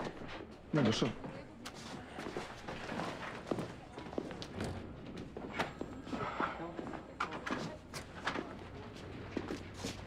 Last week, I went to lunch with Bridget, and I told her I was interested in buying an apartment in Manhattan. She found one she wants to show me. Well, so what's wrong with that? I can't afford an apartment in Manhattan. I can't afford an apartment in Queens. What'd you say it for? I didn't want to seem like a slob to her. I like her. Uh-huh. I mean, I think I really like her. Well, from what I can tell, she really likes you. Yeah, only she's around people with money. People who buy co-ops and buildings with doormen who wear uniforms. She knows that's not you. She went to the trouble to find an apartment for me. She doesn't know it's not me. Greg, I think you should trust in the fact that her interest in you has nothing to do with what you can buy. She likes you. She likes being around you. To a point. But she sees that I was just putting on airs and that I was a complete, not a fraud. I don't think she's gonna like me so much. Right, look at the apartment. Tell her you can't afford it, then take her out to lunch. I can't even afford to do that. Not at the places she's used to eating at. Trust me. If she likes you, she likes you.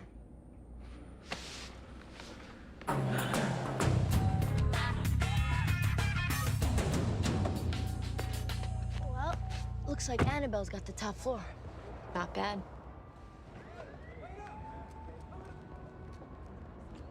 Bad boy, Hal. Not your typical bad boy, though.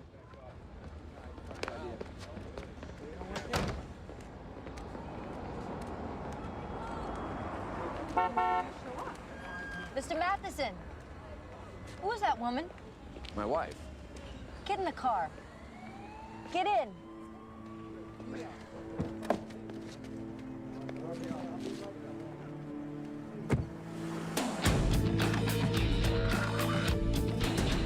See, Hal, the thing about being untruthful about one thing is that it makes us think you're being untruthful about more than one thing.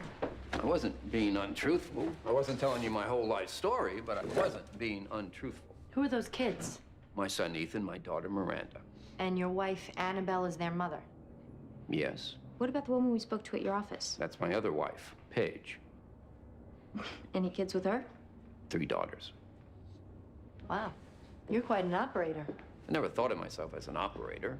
With 2 wives and 2 separate families, you go out and get yourself a girlfriend and you don't think you're an operator? Annabella was working for a client. We spent time together over the course of the project. Our relationship became sexual. There were children. I felt that I had to provide a stable home, so I married her. Then Tracy came along. Tracy was an intern one summer. She was a student at RISD. I told her when she graduated to get in touch. 3 years later, there she was. Wonderful draftsman. Talented girl, talented. We started spending time together. That also turned sexual. Might have been one too many, Hal. You make time for things that are important. Yeah. 2 wives and a girlfriend? How does that work? I leave work with Paige. We drive to our home in Connecticut. Our one daughter's away at college, but we have dinner with the other 2. I go to bed around 9:30, wake up at 1, go into the city. Paige assumes that I'm going to work. Annabelle assumes that I'm coming home from work. I get into bed with her, wake up at 8, have breakfast with the kids, then I go to the office. Where does that leave Tracy? Lunches. We're gonna need you to stick around a while, Hal. Why? Because this is a homicide investigation and we need you to.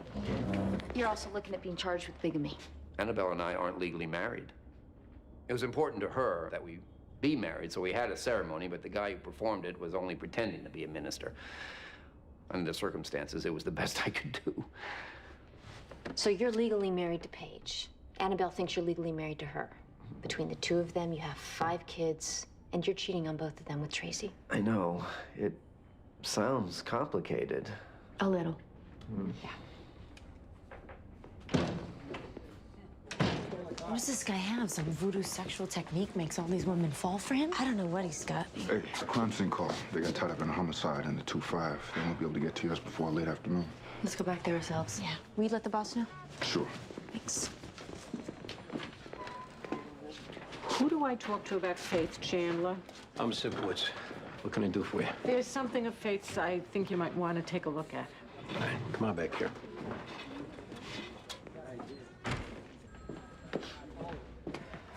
How'd you know her? I was her AA sponsor. In Alcoholics Anonymous, people have a sponsor to help them get through the program, the 12 steps. One of them involves writing a list of the people you hurt and how you hurt them. This is Faith's list. Maybe it'll help. How much time did she have? She got her 30-day chip on Sunday. Any boyfriends that we should know about? It's a long time since she had a boyfriend, but she did start seeing a guy she met at the meeting, although she promised me she would break it off. Who's the guy? I don't feel I have the right to violate anyone's anonymity. All right, listen to me. I have 8 years.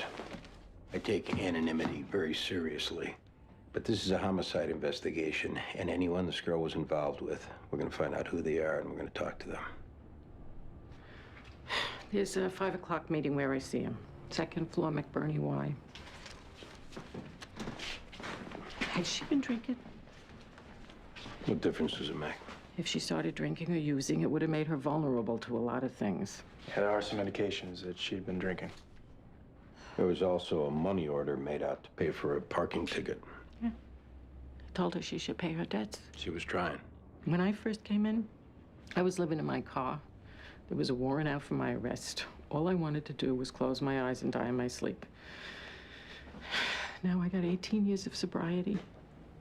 A husband, a kid, an apartment, a job. We both have a lot to be grateful for. The ones who don't make it, they break your heart.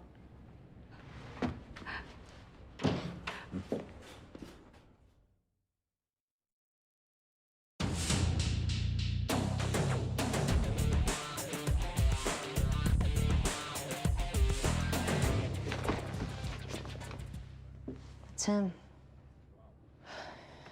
Still wet. Since he wasn't spending the night, she must have known she was in second position. Not to mention third. Still wasn't calling it quits. Call it quits. She was painting pictures of him. Maybe it was easier to kill her than blow her off.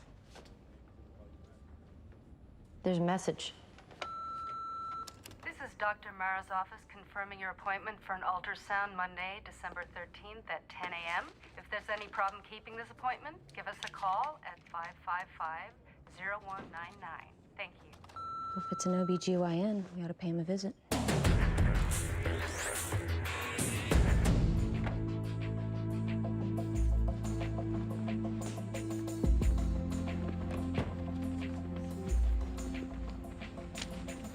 What can I do for you?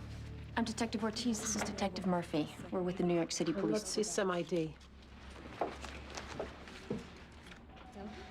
You have a patient here named Tracy Llewellyn. Last scheduled appointment was a week ago, Monday, 10 a.m. Patient records are confidential. If you want to see him, you're going to need a court order. Tracy Llewellyn was murdered last night. We can get a court order. We can close you down while we comb through your records. Or you could cooperate and answer a few questions. Let's hear the questions. Was Tracy Llewellyn pregnant? In her first trimester. Was she here by herself? A guy was with her, older, nice looking. White, black? White. Kind of grayish hair. I think he had some kind of beard. Would you know him if you saw him again? Probably. Not too many people paying cash. Thanks for your time. Something happened with her you might want to know about. She and her guy go to meet with the doctor, and while they're back there, another guy comes in, who's also a detective, so he says. Shows me a badge. I go to write down his information, same as I did with you, and that's when he admits that he's a private detective. What was he here for? He wanted to know, was Tracy Llewellyn pregnant? Would you have what you wrote down about him handy? Yeah. Name's Nick Mastriano. This is the PI license number on his card. Thanks. Crime scene called earlier. Technician saw the lipstick on your DOA. Said it looked like one he responded to in the 9th precinct. What age? Mid-30s, white, just like yours. I called the 9th squad and had the case folder sent over here. Any other common denominators? High blood alcohol on theirs. You said there'd been signs of drinking with yours. Yours was in AA. Theirs had just gotten out of rehab. It's not a lock, it's a pattern, but it's a possibility. We take this? I'll check with homicide, see if there's any other open cases we're looking at. Where was your husband last night, Annabelle? He was with me. The whole night? He works until very late, most of the time. Like how late?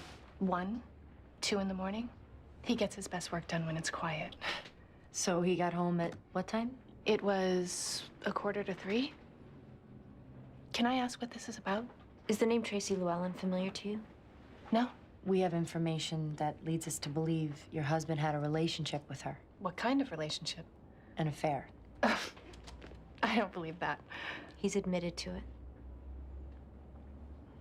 Is she somebody he works with? At one time, she did, yeah. It's my fault.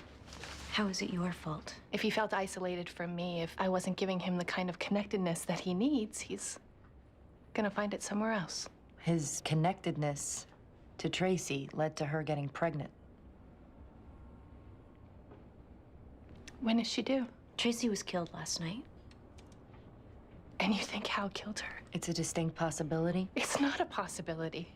It's not even a remote possibility. What if she was holding him up for money? It wouldn't matter. Hal would get the money. Or what if she wanted him to marry her? He would have told her that he was already married. Maybe she wanted him to get a divorce. You asked me where Hal was last night. I told you he was with me. I know you're doing what you have to be doing, but you don't know him. This is not a man who kills women. This is a man who loves them. God grant me the serenity to accept things I cannot change, the courage to change the things I can, and the wisdom to know the difference. Amen. Keep coming back. It works if you work it. Which one is it? Glasses.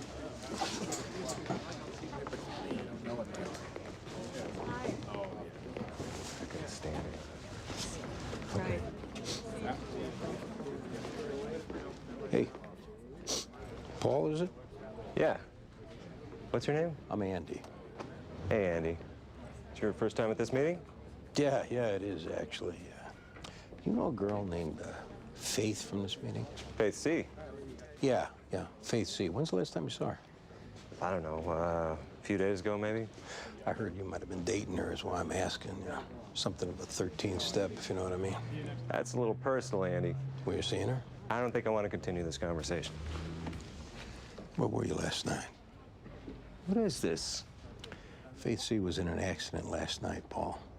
I'm looking to see who might know something about that. I went to a 6 o'clock meeting on East 55th Street, and then I went to dinner with a bunch of us from the meeting, and then I went back to my apartment. I'll need names and numbers. You act like you're one of us to gather information? Yeah, I act like I'm one of you. These rooms are supposed to be safe places for people. Listen to me, asshole. These rooms saved my life. I am one of you. I take it personally when someone comes in looking to cut the weak ones from the herd because it's easy to score that way. Am I getting warm at all? Any idea why I might be talking to you, Paul?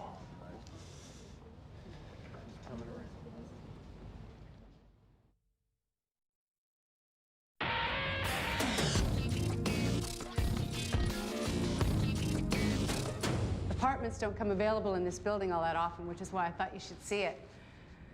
It's nice. It's a great location. You're within walking distance of Union Square, the Village. You could walk to work. After all these years on a Long Island Expressway, I can't even imagine that. Imagine it. The bathroom looks like they redid it. They did. All new fixtures.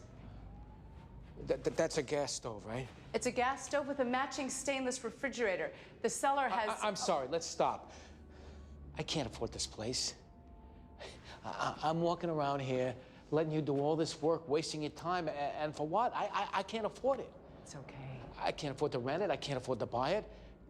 They shouldn't have let me on the elevator. Greg, it's okay. You know, I know you're going to tell me that it doesn't matter because that's a polite thing to say. But it weighs on me that I keep coming up short when it comes to finances. Well, have you tried to do anything about that? I took a job as a bouncer in a bar, which you're not allowed to do if you're a cop. My boss found out. It ended up costing me money. Maybe you should think about selling real estate. Me? Why? Because you'd be good at it. You're crazy. In my job, you have to get people to trust you. You have to empathize with them. You have to make them feel like you're listening to them. Anything like your job? Yeah, when you put it like that. Maybe you should try it. How would I do that? I'm meeting a couple tonight to try to close a sale. Meet me there. We'll pretend we're a team and see how you do. You serious? Yes, I am.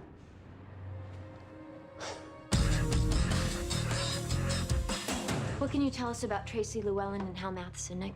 I'm a licensed private investigator. Absent a subpoena, I'm not at liberty to reveal confidential information. You interested in keeping that license? Don't try to intimidate me. Impersonating a police officer is enough to have the state licensing authority pull it. Who said I was impersonating a police officer? Rest assured, someone did. And if we ask them to, they'll swear out an affidavit to that effect. I was hired to surveil Hal Matheson to see if he had a girlfriend. Who by? Who else? His wife, What's her name? Paige Matheson. What did Paige do when you told her Tracy was pregnant? She didn't take it too well. Which means what? She offered me $10,000 to have Tracy killed. What'd you tell her? That I wasn't in that business. I told her, however bad it was, she'd only make her life and her kid's life worse if she got involved in something like that. How'd she respond? She nodded, thanked me, and left. I'm afraid to ask. Tracy's dead. For what it's worth, I thought I talked her out of it. Anything more match up in the two cases? Ours wrote about some guy in her AA group that she felt bad for having let on. The one in the 9th squad got in trouble for doing the same thing when she was in rehab. There's a third case. Female, white, 37 years old, found strangled in a flop house off 8th Avenue. Similar thing with the lipstick. She had a medallion that says 1 day at a time. That significant? It's an AA expression. You sound like you know what you're talking about. I do. The borough gonna put together a task force? We'll use teams. Female undercover with a male backup. We'll also set up video surveillance outside. If we focus on the Village, Lower East Side, and Soho, there's 35 meetings a day. Since I go to meetings anyways, I might as well be back up on one of them. If I gotta go on my own time, that's all right. You don't. I got the borough to authorize overtime. You want to be involved as well? Sure. I'm briefing the task force at 6 o'clock.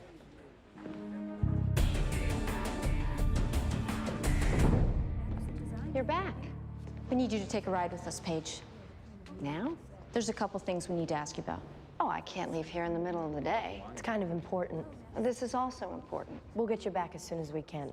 We have a prototype due on one project, drawings due on another, and clients are flying in from Stockholm on Friday. Paige, we need to do this. Okay, I'm just gonna get my jacket and my bag.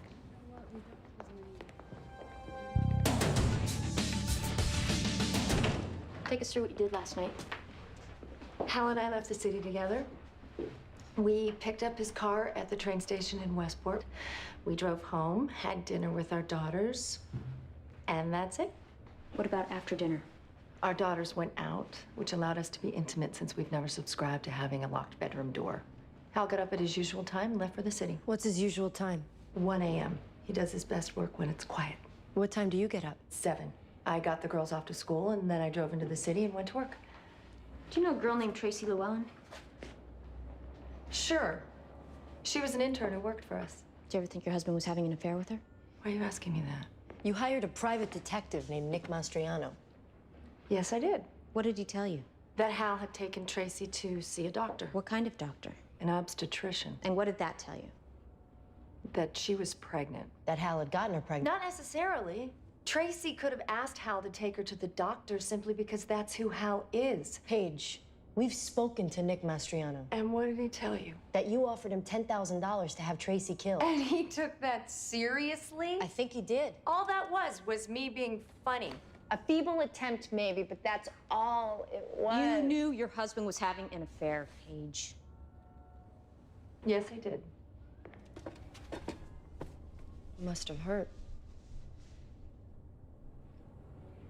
Every night after he'd leave for the city, I'd cry myself back to sleep. Did you ever confront him? It was me who caused it to happen. Why should I confront him? How did you cause it to happen? I got my priorities mixed up. I was so wrapped up in the business that I forgot about being a wife. I forgot that at home, he didn't need an efficient manager.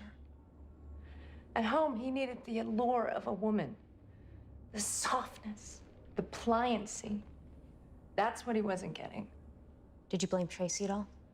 Tracy was around Hal, and she responded to him the way that any woman would. She was around the two of us. She saw the way that he looked at me. She sensed the passion that we had for each other. We didn't leave it in the bedroom when we went to work. It surrounded us. It came off us like mist off a pond. She saw it. She wanted it. Who could blame her? Hey, can I talk to you guys a second?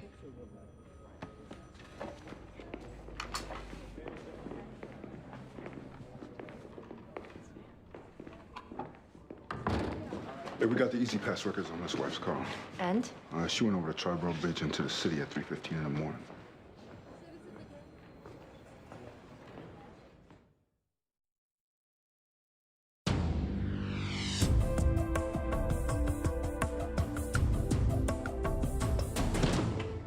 You know that Easy Pass you keep on the windshield of your car? Yeah? It creates a record of the date, time, and location for every toll it's used for. So what are you saying? We're saying you went to the city last night at 3:15. I was going to check up on him. So if we check with the night man at that building, he'll confirm you showed up there? I changed my mind. He doesn't deserve the kind of wife who spies on him over a little affair. Paige, Affairs happen. They happen all the time. your husband has another wife, Paige. That's ridiculous. He has a wife named Annabelle, who he has 2 children with. When he leaves you in Connecticut at 1 o'clock in the morning, he goes to her. I'm aware of the fact that you use deception to get people to tell you things. We saw him with them. We questioned him. He admitted it.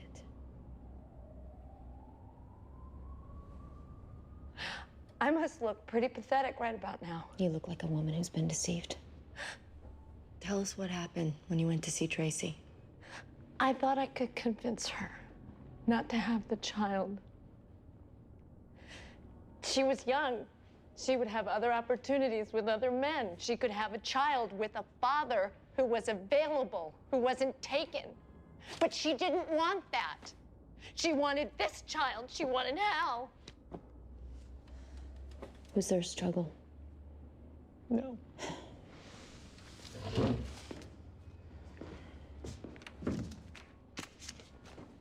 Get yourself a good lawyer, Paige.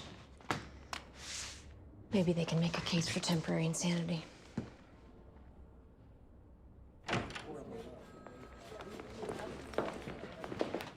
When could I see my husband?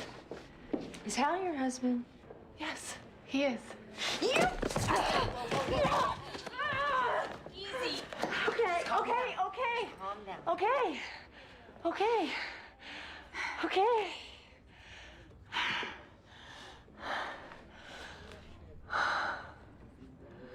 Could you lock me up now, please? What was that about? There's some things you need to know, Annabelle. It's probably best you hear them from us. Please don't tell me Hal's being arrested. Hal's not being arrested. He's being released. Oh, thank God. Hal has another wife, Annabelle. Another wife and 3 other children. This is in addition to Tracy? Yeah. His other wife is the woman who just went after you outside. She killed Tracy. What's gonna happen to the 3 children? They're gonna be without their mother. You should also know that you're not legally married. Of course we are. We had a wedding. Hal fooled you. The ceremony was a sham.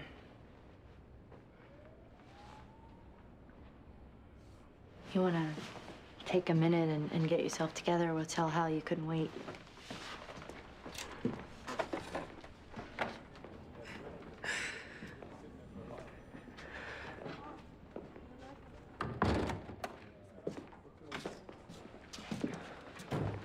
We found out who murdered Tracy? Yeah, Hal. We found out that Paige killed her. Just keeps getting worse. Kind of a volatile mix. A pregnant girlfriend and 2 devoted wives. Does Annabelle know? Yeah, she knows. How long do you think you could keep all this going? They were all so happy. I just never wanted it to end. It's ended now. Is Annabelle here? She had to leave, Hal. She had to get back to your kids.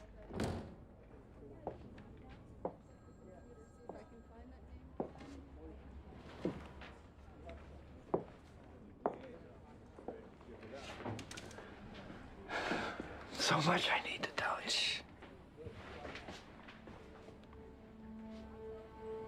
It's all right.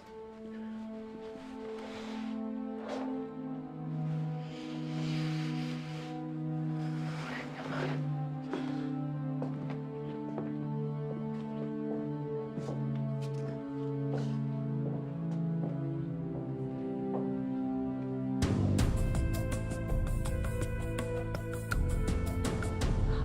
I love the area. Gramercy is great. I worry about the hooker trade over on Lexington. That's been pretty much cleaned up. I don't think so. Although, to be sure, I have a friend who's a detective I can ask. It's a great building. It's a Candela building, which means the 12-foot ceilings, the crown moldings, the gallery. It feels old. It is old. Told you Norman wouldn't go for it. Allie, I'm not ruling it out. It's okay. Just gonna take one last look at the master bedroom. Then we'll go.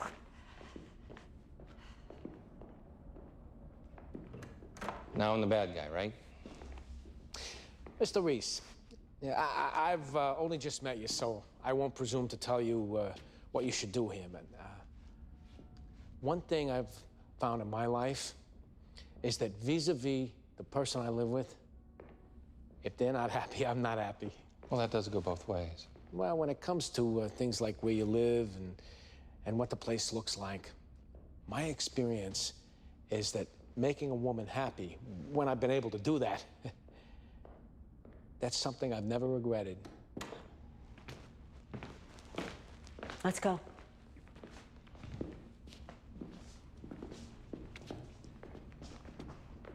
We'll take it. You don't have to do that. I know I don't. I want it. Really? Tell the seller that we'll write up an offer and have it over to them by noon tomorrow. Oh, thank you, baby. Thank you. Thank you.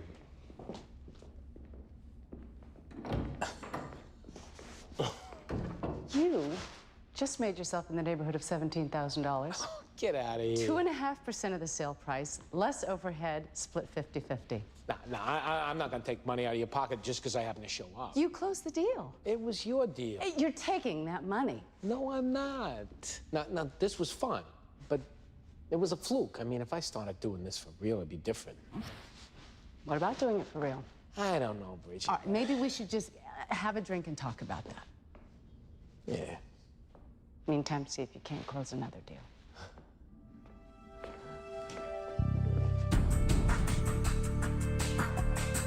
We're going to be putting you into a rotation of AA meetings in Lower Manhattan. The object is to draw a guy out and have him approach one of you the same way he approached his victims. From what I understand, that means raising your hand and asking to speak. Detective Sipowicz has some suggestions as to what you might say. The chances are we're dealing with somebody who, for whatever reason, is turned on by weakness. We're guessing that he approaches his victims after a meeting, invites them out for coffee, then finds a way of enticing them to drink. Once he gets them loaded, he kills them. Clearly, the victim has to seem vulnerable to being enticed. That means describing incidents in the past where you were out of control, or maybe you did something that you were ashamed of because you couldn't help yourself. How much detail we expected to provide? As much as you're comfortable with. Wait a minute, so what we say in there, we're making it up, right? Entirely up to you. Main thing is you make it sound real. Any other questions? Good luck. Sipowicz. I hope I didn't violate your privacy by calling on you. You didn't.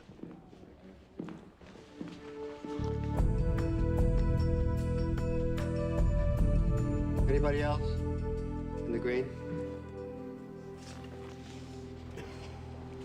Hi, I'm Laura. I'm an alcoholic. Hi, Laura. I'm glad to be here tonight. I've been having a pretty tough time of it. I know there's a million reasons why, as bad as I feel now, drinking or using is only going to make it worse. I know that in my head, but I don't know it in my heart. All I know is in my heart, I'm hurting. There's a guy I fell in love with. Married, 5 kids. He loved his wife, he loved his kids, and I got him to do what I wanted him to do. I got him to be with me. And now I'm by myself, and I'm ashamed of myself, and I'm thinking, who cares if Laura has 30 days? Who cares what Laura has?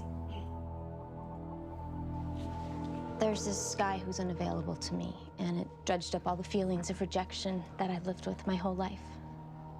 The father who leaves his kids. The mother who's there but isn't there. And all I thought was how much I wanted to drink. I'm coming up on 30 days. And I don't know if I'm gonna make it. The world looked scary when I was drinking. It looks 1,000 times scarier now. It might be too scary for me to keep going like this. I mean, not everybody gets sober, right? Not everybody makes it. The way I've been thinking the last few days, I might be one of the ones who don't.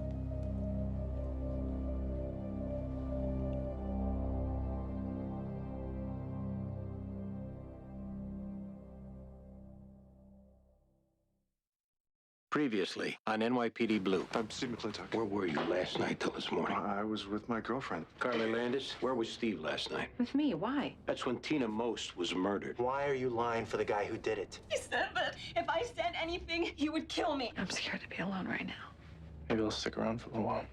I figured you'd want to know. Judge excluded Carly Landis' statement. I thought you said the motion was a long shot. It was, till it came out in open court that your partner slept with the defendant's girlfriend. You should think about selling real estate. Pretend we're a team. See how you do. We're going to be putting you into a rotation of AA meetings in Lower Manhattan. The object is to draw our guy out and have him approach one of you the same way he approached his victims. We're dealing with somebody who is turned on by weakness. He approaches his victims after a meeting, then finds a way of enticing them to drink. Once he gets them loaded, he kills them.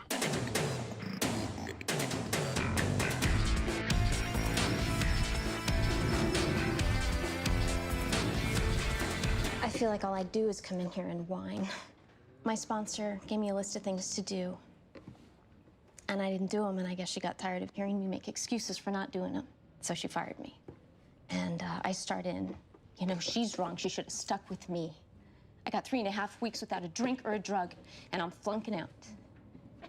I keep waiting for it to get better, and it doesn't. I'm alone except for when I'm at a meeting. And I'm lonely. God, I'm lonely. I guess I'm supposed to stop now. Thank you. We'll take a 15-minute break. Please, no smoking on the church grounds. Thank you so much for sharing. Oh, you're welcome. You have such honesty. Thank you. Do you mind if I ask you a personal question? It's all pretty personal in here. Is that your hair's natural color? Uh-huh. Would you consider selling it? Selling my hair? I wholesale hair to wig makers, and your hair is the shade and texture that I'm currently looking for. And it would be an opportunity for you to earn and get your foot in the door. I don't want to sell my hair. Do you want to hear the going rate for hair like yours? Kind of attached to it. That's good. Will you think about it? I will. You heard of HALT? No. What is that? Hungry, angry, lonely, tired. Any one of those is when you're most at risk of drinking. Right now, I guess I could check the box next to all four.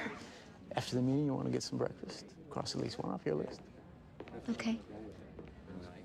You don't have a sponsor? It might just be temporary. But you don't have a sponsor now? No. I'll be your sponsor.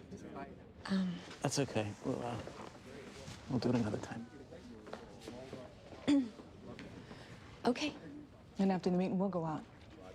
Well, I gotta get to work. This is my card. I want you to call me. And when's the next meeting you're going to? I'm not sure. Well, do you have a schedule? Yeah. Yeah. Well, I'm at this meeting every Tuesday morning. Thursdays, I'm at the 8 a.m. 79th Street workshop. Call me. I will. I'll be there in 15 minutes. Could you excuse me a second? Sure. Thanks.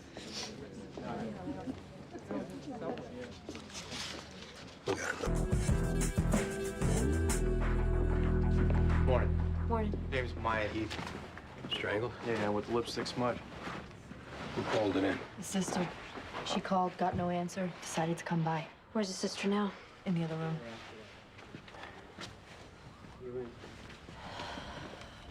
Miss Heath, you mind having a seat out here, please? I'm Detective Sipowicz. This is Detective Clark. I know this is a bad time, but we really need to ask you a couple of questions. Okay. When's the last time you spoke with your sister? Last night, I called her when I got back from work to see what she was doing, and she said that she was on her way out to a meeting. Do you know what time it was you were speaking to her? 6:30, 6:45. So she was on her way. That'd be what, a 7 o'clock meeting? I don't know. Did she tell you where the meeting was? Yeah, she said it was in a school. Your sister ever talked to you about people she met at those meetings? She said she met some nice people. She said she met some weird people. She didn't go into specifics. How long had she been going to meetings? 3 weeks, something like that. I know it was less than a month because a month ago she had gone to Atlanta on business and wound up getting fired. For drinking? Yeah, drinking, missing appointments, just generally making a mess of things. You know if your sister kept a diary of some kind? You know, she used to. Do you know where we might be able to find it? It was in her computer. It's under Martha. That was our dog when we were little. All right, thank you very much for your help. When we know something, we'll get in touch with you. When she got back from Atlanta, I told her that she was a candidate to wind up homeless if she didn't do something about her drinking. It hurt her that I would say that. It hurt her that I was mad at her. She couldn't stand that. She started going to meetings and she wound up dead. You can't blame yourself for that. I can't, huh?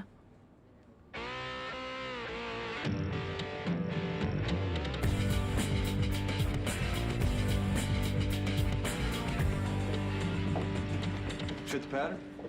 Like a glove. We have any idea which meeting she was at? We know roughly what time it was and that it was at a school. Hopefully that narrows it down. Signs you got her to drink? Yeah. We might also allow for the possibility that it's not a he. That female victim's strangulation. This woman that approached me this morning could strangle somebody. Was she coming out to you? I'd say she plays for the other team.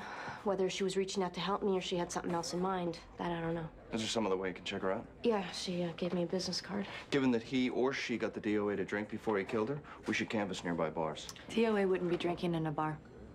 Why is that? She would have been too ashamed. If she was gonna drink, she'd do it privately. Yeah, if it turns out we were covering one of the meetings that she went to, we'll have videotapes of people who were going there. Well, whoever it is waited a month between the first two, 3 weeks between the second and third, and 1 week before this one. We need to step it up, get him to go again. Yeah, I just got a call about a homicide at 13th and 3rd. Male stabbed. Who's up? I am. I don't want to take Sipowicz off the task force. Clark, you partner up with Jones. Metaboy, you work with Sipowicz.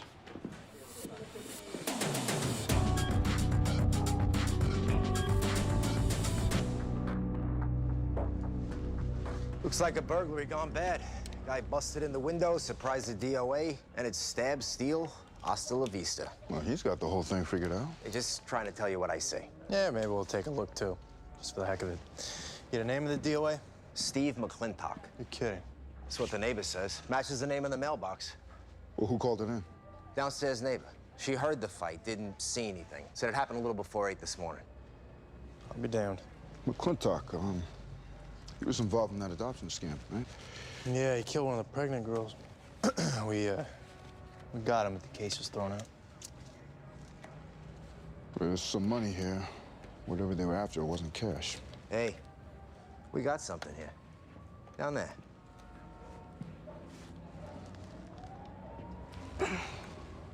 What is this, some kind of drug? Good job. Yeah, McClintock, he had a girlfriend, right? Name's Carly Landis. Yeah, well, we should talk to her. Yeah, we should.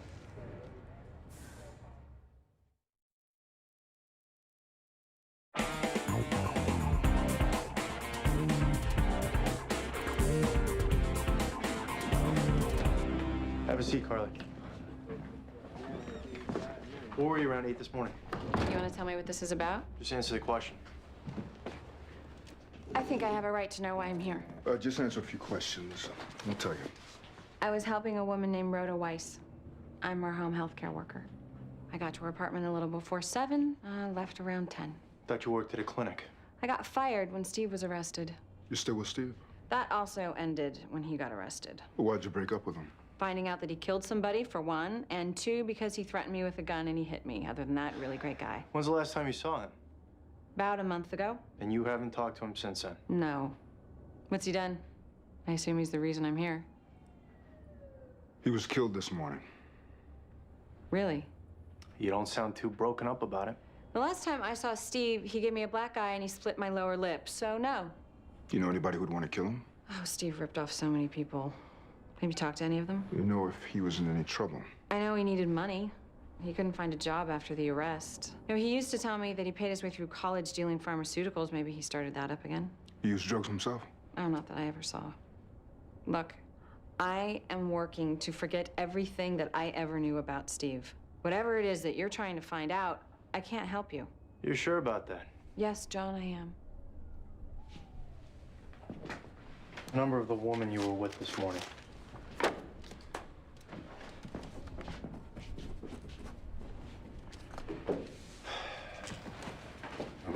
Can I speak to you for a second in private?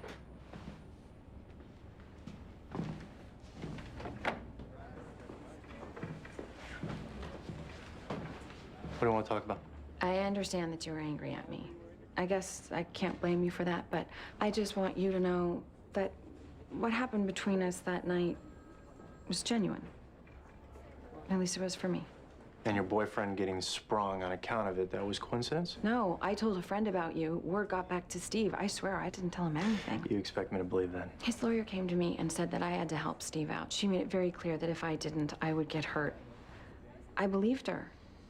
I knew how violent he could get when he was desperate. Why didn't you tell somebody? I was too scared. I think this is where I came in. You telling me how scared you were, how you needed someone to take care of you. Which was true. You don't have to like me, but can you consider the possibility that I'm not the person you think I am?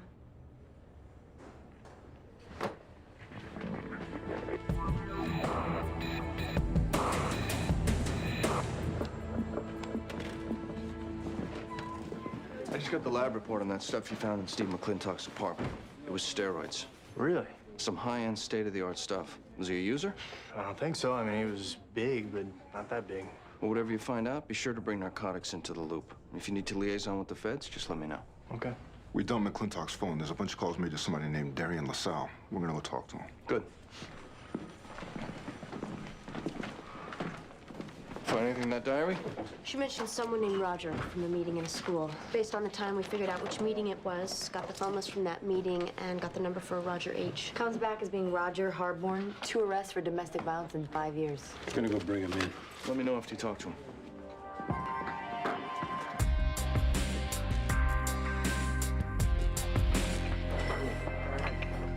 Darian LaSalle? Yeah, that's right. Give us a minute. Sure, man. We talk to you? Sure, what about? Detective Jones and Clark, we're investigating an incident that occurred this morning. Where were you around 8 o'clock? This morning? Right here. I handle all the personal training clients between 6 a.m. and noon. You know, well, the guy at the front desk tells us you're a competitive bodybuilder. Is that right? Yeah, I've been on the circuit about 3 years now. You know Steve McClintock? Huh. No, afraid not. No idea who he is. Huh. Funny. Because you talked to him on the phone for 5 minutes yesterday. Oh, Steve. Right. You know, it's funny. You know, in my head, I thought you were talking about somebody else. Yeah, I talked to Steve. What did you talk about? You know, hello. How you doing? What's up? And that was it? Yeah, pretty much. You ever use steroids, Darian? No, man. Nah, I work clean. I got the test results to prove it. So you weren't talking to Steve McClintock about steroids? No. I stay away from that stuff. Darian, Steve was killed this morning. This is a homicide investigation, so I want you to take a moment and think before you lie again. Look, I wasn't lying to you guys. Then you coming in. Hey, wait, look, guys. All right, look, man. I got the semis this weekend for the Mr. Natural Pro Power Physique Olympiad. I mean, dude, if word of this gets out, they're gonna disqualify me. I won't be able to compete. What you need to focus on now is prison, because you are this close to going inside. Okay. Word was out on the street that Steve was selling the clear. So I called him up. Wait, what's the clear? Yeah, it promotes muscle growth, improves recovery, doesn't show up on the tests. What did he say to you? He said he got a big shipment in. We were gonna get together in a few days. That was it? Yeah, that was it. Dude, I swear to you, I don't know anything about him getting killed. You know anyone else who was buying from him? Well, no, not personally, but you go into any gym, you might find somebody. But listen, guys, man, I mean, is there any way you could keep me out of this? This is my career we're talking about here. Yeah, you know the stuff you're taking is gonna shrink your balls, give you tits, and probably destroy your liver. Your point being?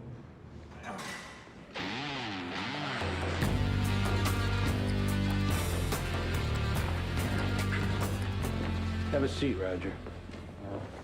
Something to drink? No, I'm okay. What do you need to talk to me about? You're a member of a group that meets at a school, is that right? You're talking about my 12-step group? Right. How'd you find out about that? There was a robbery in the school. We're talking to everybody who's been on the premises. Okay, well, I've been on the premises.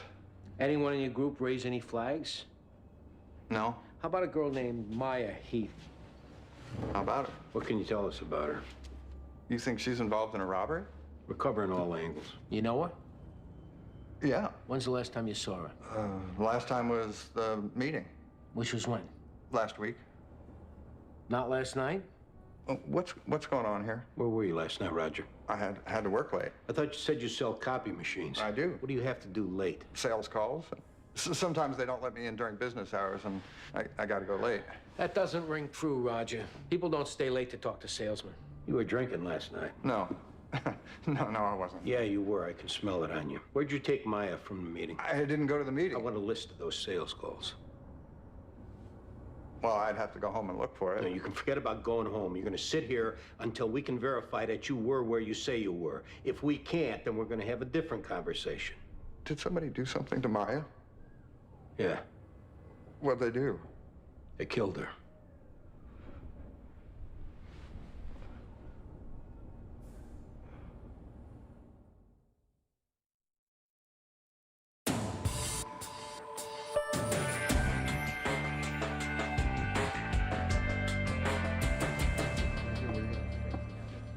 Hey, stranger. Hey, what's up? Have to meet a guy in narcotics about approving a wire. Can I interest you in lunch? I have an hour. I'd like that, but I'm kind of snowed in. Task force thing? No, actually, I got pulled off of that. It's another homicide. Remember Steve McClintock? Sure. Is he the victim? Stabbed. Looks like he was moving some drugs. Any sign of Carly Landis? She says they broke up. She doesn't know anything about it. So you've already talked to her? Yeah. Well, we know how trustworthy she can be. Yeah. Right now, we got nothing pointing to her. So, maybe lunch, day or two? Sure, fine. Just let me know. I'll do that. And keep me posted about the McClintock thing. Absolutely. Hey, John, I just talked to narcotics. They picked up a guy named Nathan Creek carrying a couple of 100 doses of that steroid we found in McClintock's this morning. Who's Creek? A drug dealer. He's also got a burglary and assault on his sheet. When they pick him up? About an hour after McClintock got killed.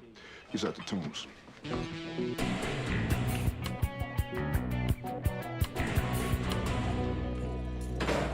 Where'd you get the steroids, Nathan? Don't know what you're talking about. A couple hundred glass vials that were in the trunk of your car. Don't know anything about that. We found fingerprints on them that belonged to a Steve McClintock. He was stabbed this morning. Is any of this starting to ring a bell to you? Yeah. Must have been the guy who killed him and put that dope in my car. Nathan, I don't think you appreciate how thoroughly screwed you are. We're gonna find your prints in McClintock's apartment. We're gonna find his blood on your clothes, and we're gonna find the knife you killed him with if we gotta go through every garbage can south of 42nd Street. Now, the game's over. Do yourself a favor and tell us what happened. This is a felony murder. That buys you the death penalty.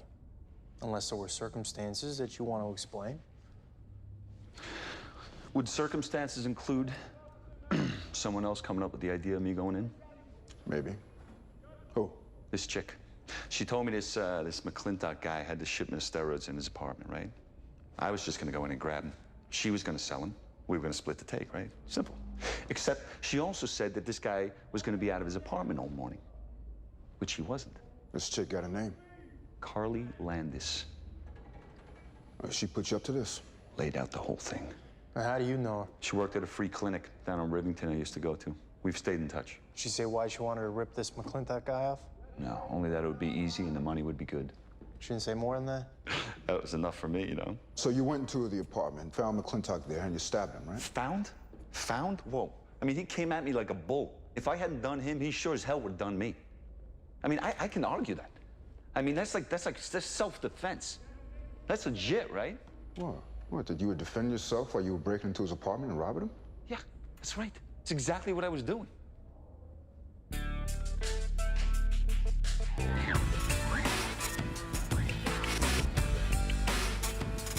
He's lying. Oh, come on, Carly. Yes, I know Nathan Creek from the Rivington Clinic. He came in a couple of times. No, we did not keep in touch.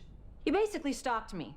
It was so bad that I nearly had to get a restraining order. The guy is a violent psychotic. It sounds exactly like what you were looking for. I wasn't looking for anything. And I haven't seen or talked to Nathan Creek in 6 months, thank God. That's a pretty big coincidence, don't you think? Creek just happens to bust into your ex-boyfriend's apartment. Steve knew a lot of bad people. For all I know, he and Nathan were working together. Well, why did Creek say this is your idea? Maybe because he's up for murder and he'd say anything to pass the blame? So you didn't want the steroids. You sent Creek to the apartment because you wanted Steve dead. No, I didn't. Why? Because he dumped you? No, and I told you I left him. Creek's lying, and I'm sure that it is not the first time. If he's telling the truth, we're gonna find out. So it's better if you tell us now. There is nothing to tell. You aren't gonna find anything. Do you have anything on her besides Creek's statement? No. She have an alibi? Yeah, solid. The woman she was with confirmed it. There's nothing I can do. Well, I just want to hold her for a few days while we do some digging. If I try and indict her without corroboration, my boss will laugh me out of the office. Nathan Creek is a convicted drug dealer and a repeat felon. Carly Landis is a nurse. Who do you think wins that credibility contest? We'll keep looking. Do that. And get me something solid before you call me down here again, okay?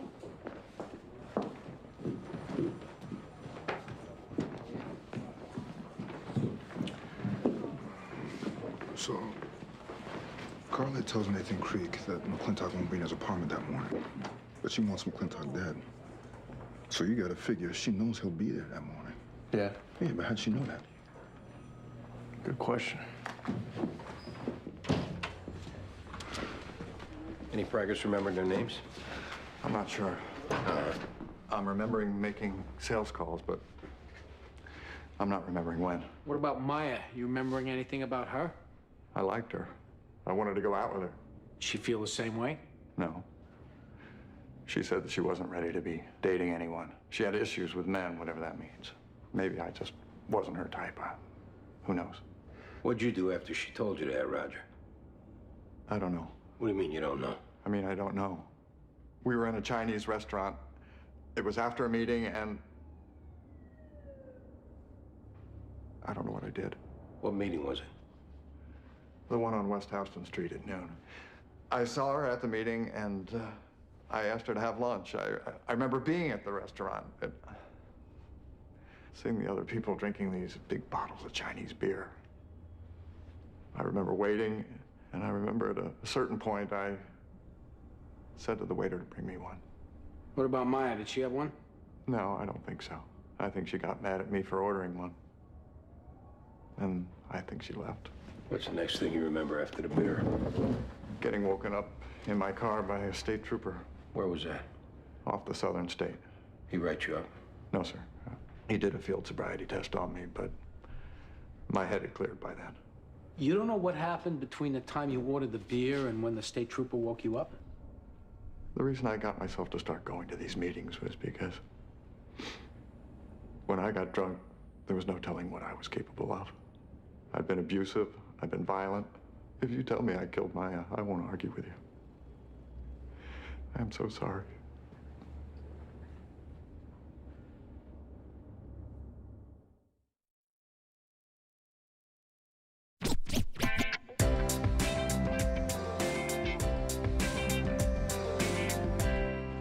This was just sent over for you. I think it's from Bridget. Yeah. Oh, man, she's sending you presents now? My man. What's the note say, Greggy?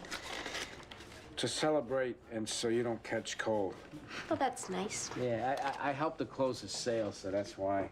It's not why. She likes you.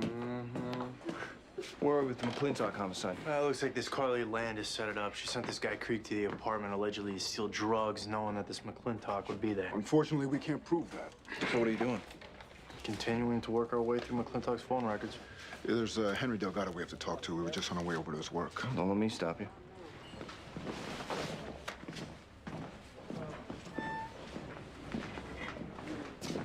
Where do we stand? The state police confirmed that the stop was made around 6 this morning, and the Chinese restaurant confirms that he was in there yesterday afternoon and he was drinking. Was a girl in there with him? The waiter says that she walked out on him. Which is what he said. Still leaves open the possibility he went to her apartment. He's a blackout drunk. If he did it, he wouldn't have been this careful to cover his tracks. Either of you ever run into this guy? He introduced himself to me before a meeting. I think he was just being friendly, though. Hold him. He's not the guy, boss. He was the last person seen with her. He can't account for his whereabouts at the time she was killed. All the more reason. If he did it, he'd have a story. You feel something for this guy, Detective? It has nothing to do with it. Until you have a better suspect in hand, I want him held.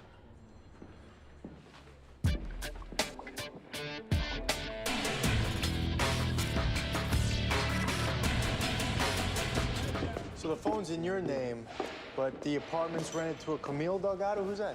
My mother. She's been there for years. I moved in about a year ago. Got my own phone.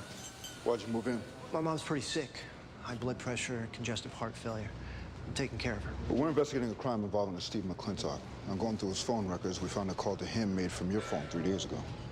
I was looking for another home health care worker. A service recommended Mr. McClintock to me. He wasn't available. Mr. McClintock was an OBGYN nurse. What service recommended him to work with an elderly woman? The particular service? Yeah. Maybe you could dig up the name for us. I mean, I could try. I don't know. Right, now, you said you needed another home health care worker. You already have somebody coming in? Yeah, a couple times a week. Who's that? A woman named Carly Landis. Did she get you to call Steve McClintock and set up a meeting in his apartment this morning? No. All right, Henry, this is a homicide investigation. You were an accessory to the crime if you lied to us. I'm not lying. I talked to McClintock about nursing care. Look, Steve McClintock was stabbed to death. If you're involved in any way, you helped kill him. Now, you need to think about that a minute. My mother needs a lot of medicine. Beta blockers, blood pressures, cholesterol medication. Even with Medicare, it's more than I can afford. Carly Landis said she'd get me a supply of cheap meds if I placed the call. What did she tell you to say to him? That I wanted to buy a drug called the Clear, and that I would be at his apartment between 7 and 10 this morning, that's all. She say why she wanted you to do it? Something about McClintock owing her money. I didn't ask a lot of questions. It sounded like some sort of prank. He really got killed? Yeah. I was just trying to help my mother.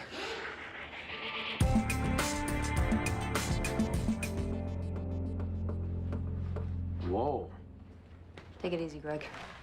All these years going to bars, I should have been going to meetings. That's a stupid thing to say, you know that? Why? At least just pretend that you're taking it seriously.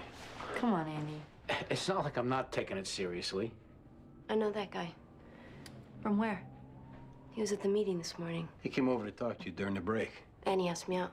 Out? Out? Out to get breakfast after the meeting. And then that woman came over, she started talking to me, and he backed off. What did we find out about her? Well, according to her phone records, she wasn't living in New York at the time of the first 2 homicides. This guy Roger was in meetings with the last DOA. You should take a look at this tape. You want me to get him? I'll get him.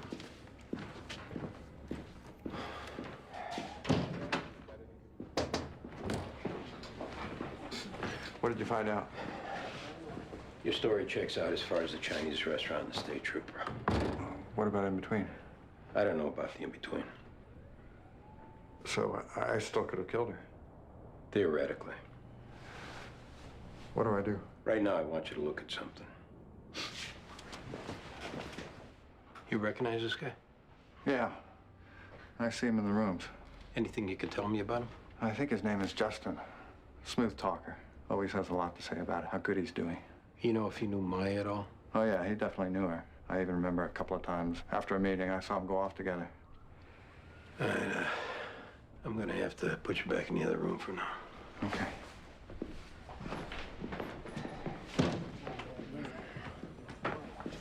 Listen, Roger. If it turns out that you didn't kill this girl, you might want to think about getting yourself to a meeting. I know. You want me to go with you, or if you just want to talk to me, give me a call.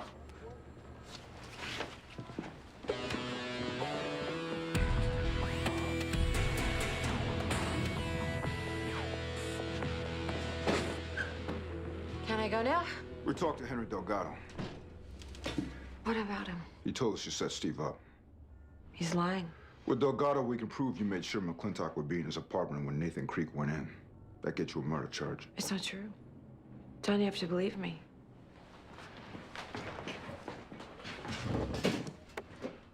Carly, we talked to the clinic where you worked. They didn't fire you because of Steve's arrest. They said that you were showing up late. No. Behaving erratically. No. They think you have a drug problem. Is that true? It was because of Steve's arrest. They're lying. Can't keep saying that. It's over.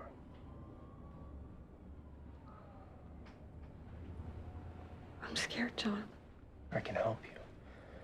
But you have to tell me the truth. Was Steve giving you drugs? Mostly coke. And I don't know where he got it. He said that it was medicinal grade. It's really powerful.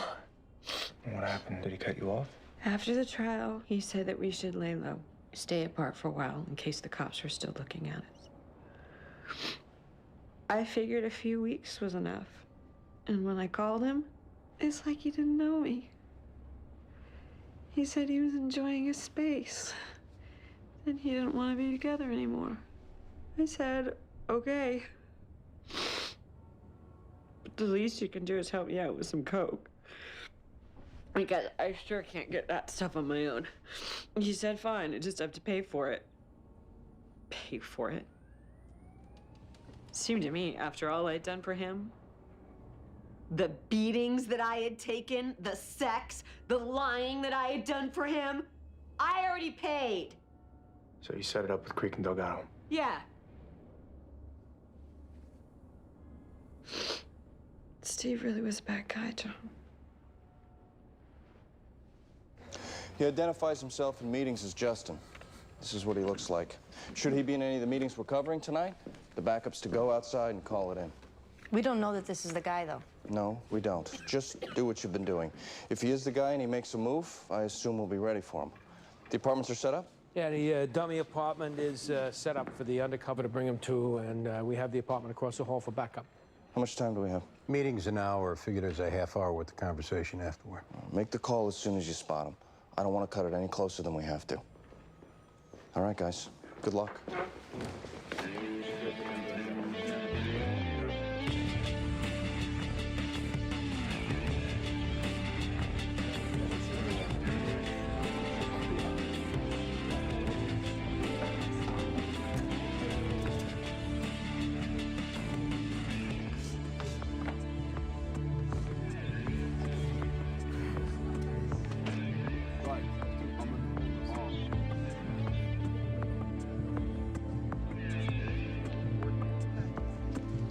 Meeting time. We'll start the meeting by going around the room and introducing ourselves. My name's Grace. I'm an alcoholic. Hi, Grace. Warren, alcoholic. Hi, Warren. George, addict, alcoholic. Hi, George. Justin, alcoholic. Hi, Justin. I'm Melinda. I'm an alcoholic. Hi, Melinda. Elaine, alcoholic. Hi, Elaine. Hi, I'm Jack. I'm an addict alcoholic. Hi, Jack.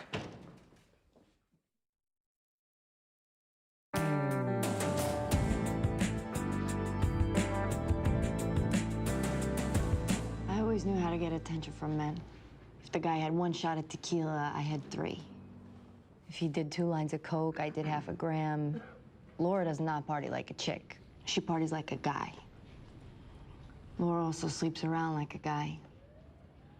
Which is why 5 years ago, Laura had a kid who's now somewhere in the world being raised by somebody else. Today's her birthday. Thanks for letting me share.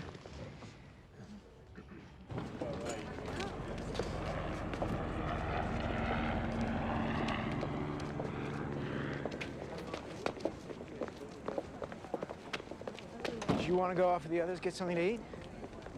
I'm not really in the mood. You all right? You want to talk about it? Sure. Some days I'm better about things. Days like today, I look at the mess I made in my life and I can't imagine how I'm surviving. Sometimes I don't really think I even deserve to survive. If we only got what we deserve, most of us would be long dead. I know. You going to meetings? Yep. You have people you can call? Yep. Do you call them? No. You're thinking about getting loaded, aren't you? All the time. Maybe that's what you gotta do then. You saying I should drink? I'm saying you fight it as long and as hard as you can fight it, and then at a certain point, you can't fight it anymore. Asshole. It's him, right? Yeah. I'll let him know to get ready at the apartment. That kind of goes against what most people say, doesn't it? I don't know, a lot of people are pretty good at making up rules for other people to live by. I don't do that. In the past, when I drank or used, I got into trouble. You want me to? I'll stay with you. Make sure that doesn't happen. I'm not gonna ask you to babysit me. What are you talking about? You have a drink to take the edge off, see? Maybe you can do it. Hell, maybe you're not an alcoholic.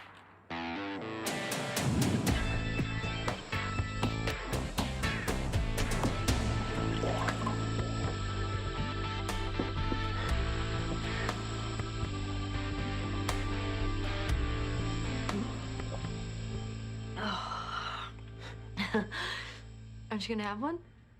Sure. Oof. You have no idea how good that feels. Frees you up, right? What do you mean? Oh, you lose inhibition. I thought you were here to keep me out of trouble. I'm just saying that's the effect. I know it's had that effect in the past. And then it helps you feel not quite so ashamed of yourself afterward. Oh, right. Have another one.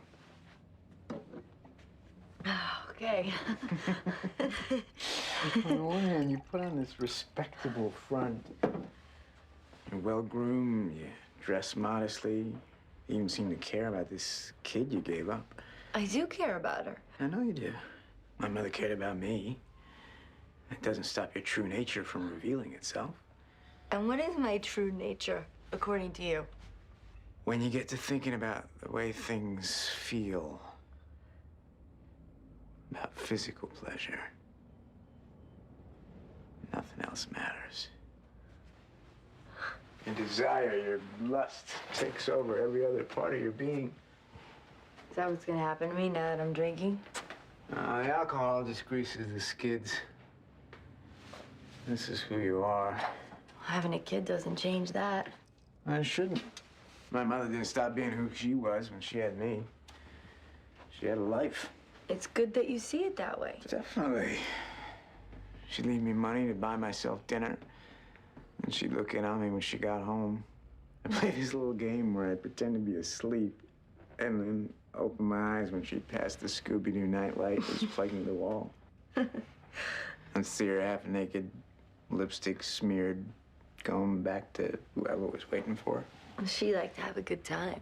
Yes, she did. Just like you like to have a good time. That's right. You're not really ever gonna stop drinking. Probably not. Drop another kid along the way. Maybe. I'll see what I saw. Possible. Hear what I heard. What is it you heard, baby? Put your drawers on, Joe. Don't let the boys see you like that. Don't do that to me, Mickey. I don't want to get crazy. Don't let him hear. Well, I don't care if they hear. It's not the end of the world. You let him hear, wouldn't you? Hell yeah. They're in the other room, crying. Pillows over their ears to block out the sound. And you're in here, waiting to get mounted like some sloppy wet skank. How long are you gonna make me wait? You know what, first though? What, honey? First, I'm gonna choke the life out of you like I did to the others. So there'll be one less of you miserable bitches roaming the earth. I'm a police officer, you sick asshole! Now stay down! Get out of your stomach! What did I do? Nothing! You didn't do nothing. You okay? Give me your hand. Get up. Get up. All right, come on. Let's go. You all right? You sure? You better drive, though. Get good, Laura. I just wish she hadn't touched me. Yeah, let's go. Easy. I got you.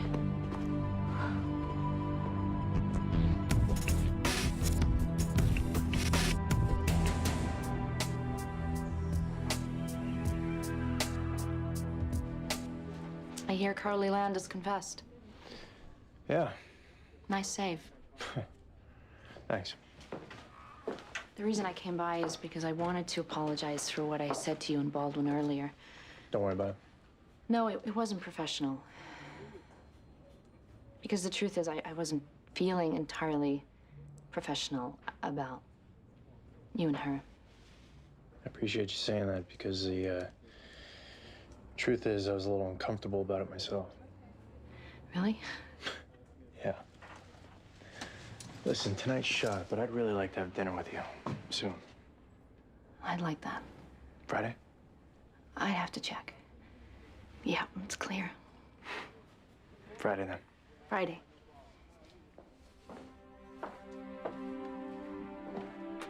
Bye.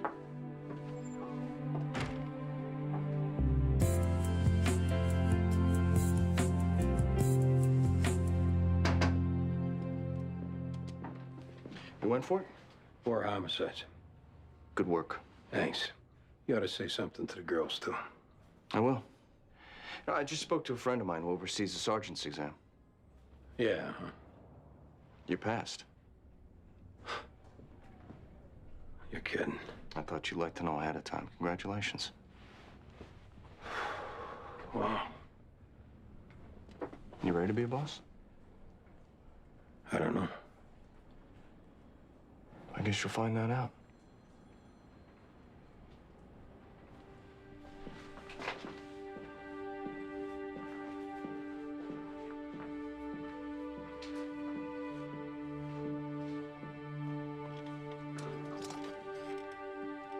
What's up? Nothing. Just an attaboy.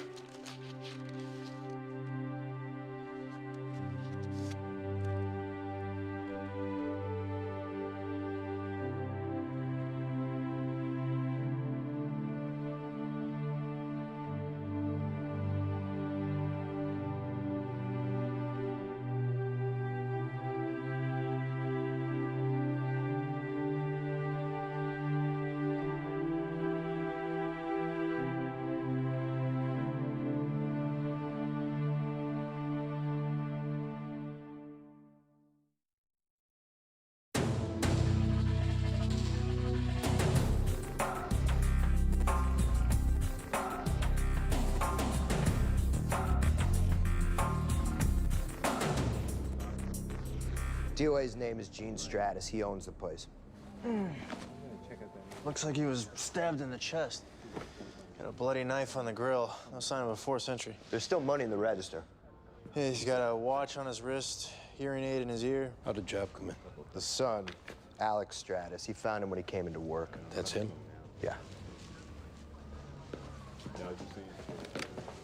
Mr. Stratus. I'm Detective Sipwitz. This is Detective Clark. We're sorry about your dad. Yeah, thanks. What time was it when you got here? 5:30. Your dad usually here before that? Most mornings by 4. Once in a blue moon, he decided to sleep in, rolling around 5. Can you think anybody might have had it in for him? Anybody get let go recently? About a month ago, he got rid of a guy, but I don't think he'd be the type to do this. I will need a list of all your employees. Your mom's still around? Yeah. She and my dad split up years ago.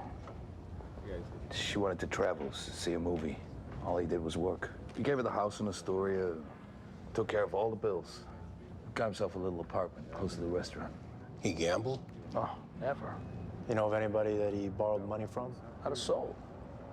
My father came to this country, he didn't know 3 words of English. Managed to buy a coffee shop, a house, a new car every 2 years on what he earned. On 50,000 orders of bacon and eggs. 100,000 hamburgers. He bought my mother a mink coat, sent my sister to private school, put her through 4 years of college. I could have gotten to it if I wanted. Why didn't you? All I ever wanted to do was work with him.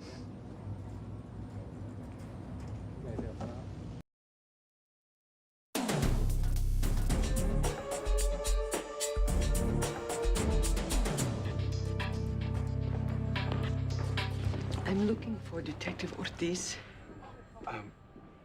She was here just a minute ago. Detective? Tía, ¿cómo estás?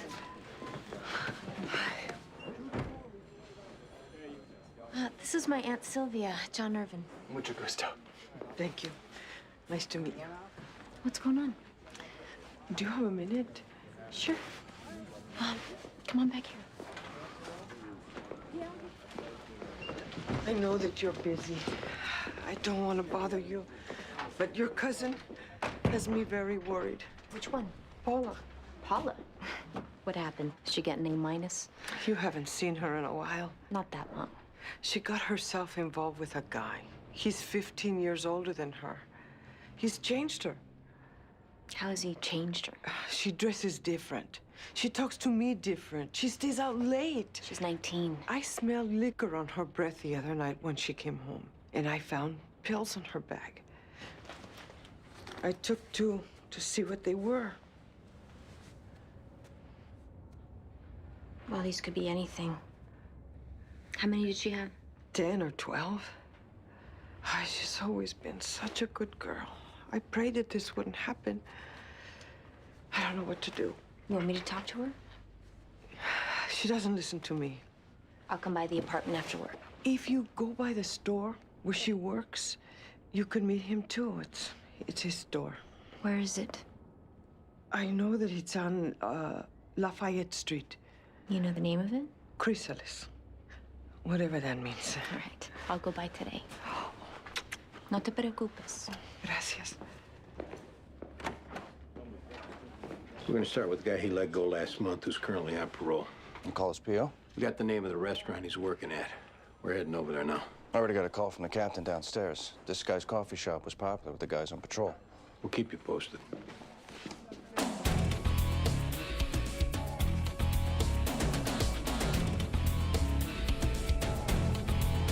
Wallet's missing, watch is missing, pocket's turned inside out.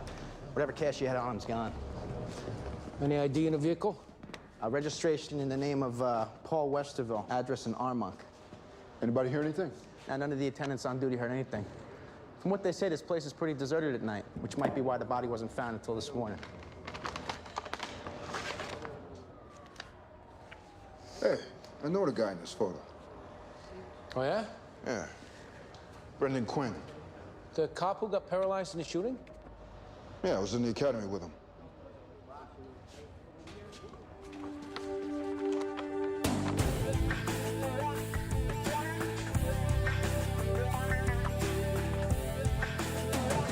You look good in those ads. Yeah, he gets stopped all the time now. Yeah, people recognizing him. How you guys still? Good. Same, you know. Hey, we appreciate you guys coming in. No problem.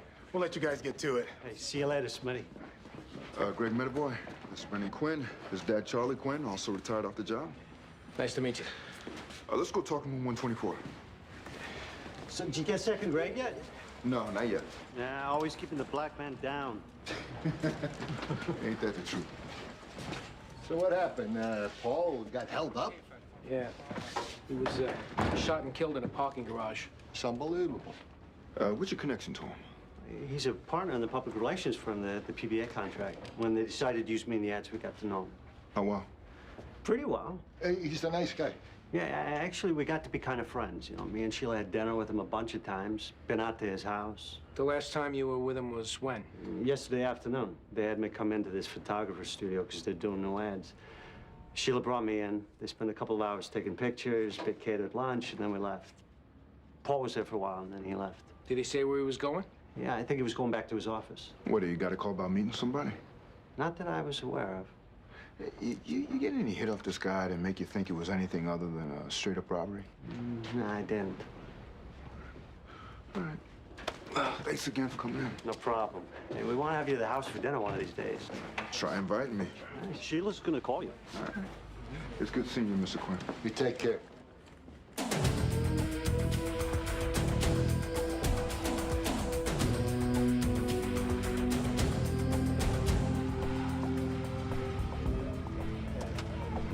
Andy, that's him.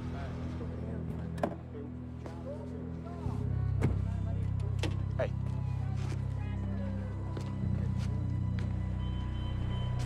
Oh. Hey! Come on, man! Don't run!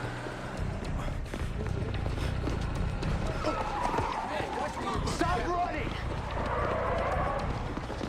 Oh, man, you're just making things worse. What'd I do? What did I do? Me, what'd you do? Smoking a joint for starters. Oh, you gotta be kidding me. Yeah, make me run. That doesn't help either. What the hell is wrong with you?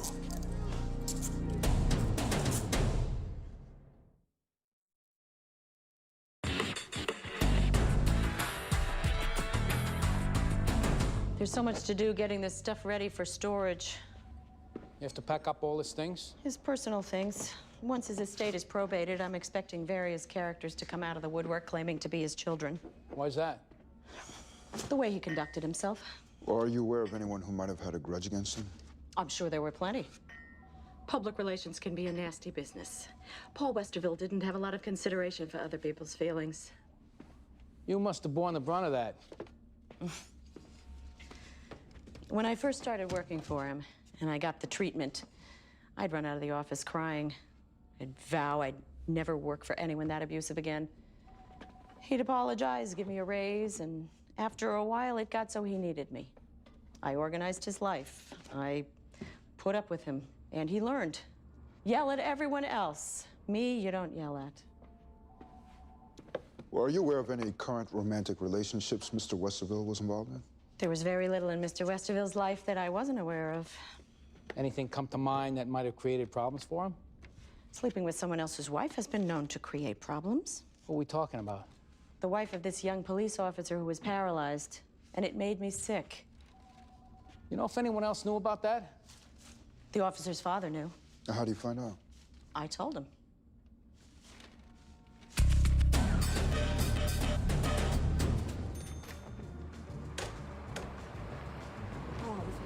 Hey, stranger. Hey. What are you doing here? I was in the neighborhood. I thought I'd say hello. My mother asked you to check up on me. What makes you think that? Don't lie to me, prima. Do you have any reason to ask me to check up on you? No. Now who's lying? What are you talking about? Find any pills missing from your bag lately? So that's where they went. Thought one of my friends beat me for them. When'd you start in with that stuff? It's not like they're hardcore narcotics. They're disco biscuits. People die from those things. Not to mention the fact that they're illegal. Listen, I got a guy. We go to a club. We have a good time. It's all good. No, it's not. Think back to when you were 19. We're not talking about me. What? Were you a saint back in the day? Who's the guy? You want to meet him? Sure. All right, you tell me he either delivers the tops with the jeans or the order's canceled. You got it? Guapo, no? All right, good. Give my love to Cheryl. Hey, what's doing? I want you to meet my cousin, Rita. Hi, cousin Rita. Bobby Friedman. How's it going? See anything you like? I just stopped in to see Paula. You live in the city? In Brooklyn. Oh, you a beautiful girl. Hey. What, I can't say that? Yeah, you can. Maybe she wants to go out this one night this weekend. I don't think I can this weekend. Could be wild. Rita's a detective, Bobby. Well, detectives get to have fun sometimes. Maybe some other time. You bet. So I gotta run, babe. Oh, when are we leaving for Atlantic City? We gotta be there by 9 o'clock, so figure 6:30. I'll go home to get my clothes. I'll meet you at your apartment. All right, don't be late. Nice meeting you. Same.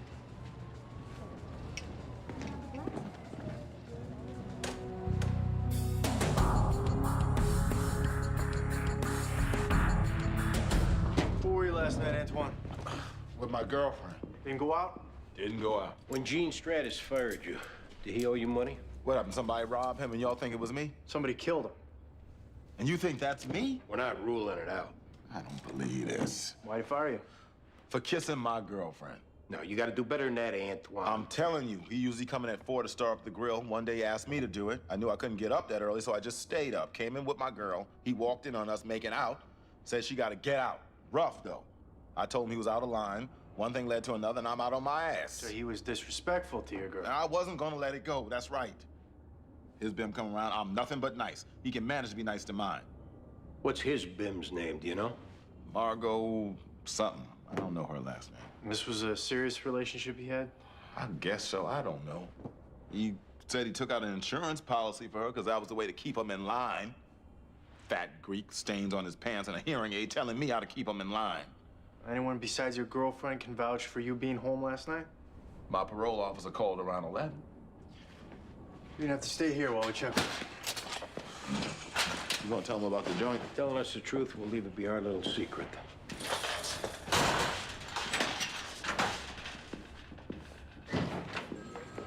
Hey, you wanna grab some lunch? I can't. I gotta do this. Hey, you ran a credit card check on your DOA. The only recent hit was from a video rental store. Oh, yeah? I'll leave it to you to figure out what a grown man was doing with Mulan and the Little Mermaid.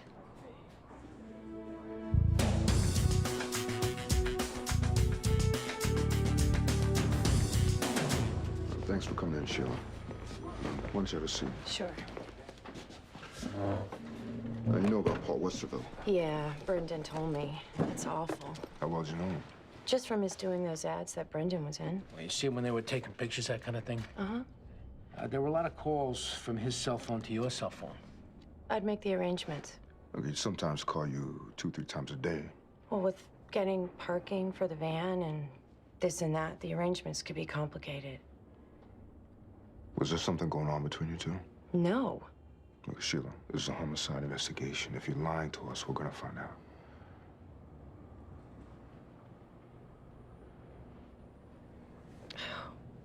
I prayed this day would never come. I prayed that I could just die with my secret. When did it start? Last summer, Paul rented a house out in Bellport. He'd have us there for the weekend. We'd drive into town, get stuff for dinner, and he'd start in. This one time, he got me in a weak moment. Was that the one time, or were there other weak moments? There were other weak moments. Who else knows about him? As far as I know, no one does. I'm 28 years old, you know. I have physical needs. Yeah, we're not here to pass judgment. Brendan and I were a normal couple until this happened to him. I'm sure it's difficult. I drive him places. I take care of him. I clean up after him. And I love him more now than I loved him before, and I was sick in love with him before. But yeah, it's difficult. Sometimes it's real difficult. Does Brendan have to find out? Let's hope not.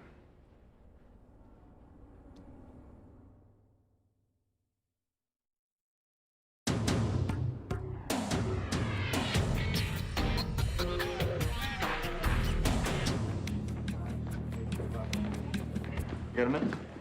Yeah. Josh, could you make Miss Wiley comfortable in interview 3? Sure, right this way. How's it looking? Well, apparently this guy gave out life insurance policies like they were party favors. Got the name of the broker from the Sun. In addition to the policies naming the ex-wives and kids as beneficiaries, every time he started seeing someone, he'd just take out another policy naming her. And the one you just brought in? She's a real slugger. She got priors for assault and assault with a deadly weapon. Yeah, she's also got a young kid, and this guy rented 2 kids' movies on the day he was killed. Sounds like a definite candidate. We'll let you know. Thanks, Josh. So what kind of an insurance scam? Oh, we're not sure. We're just trying to find out as much as we can about policies written by this particular broker. Well, Jean took care of all of that. I don't know anything about it. It's a little unusual to be named beneficiary by a boyfriend, isn't it? Jean isn't your usual boyfriend. He knew I had concerns for myself, for my daughter. He did what he could to put my mind at ease. How old's your daughter? She's 10. Where were you last night, Margot? Why are you asking me that? Part of the investigation.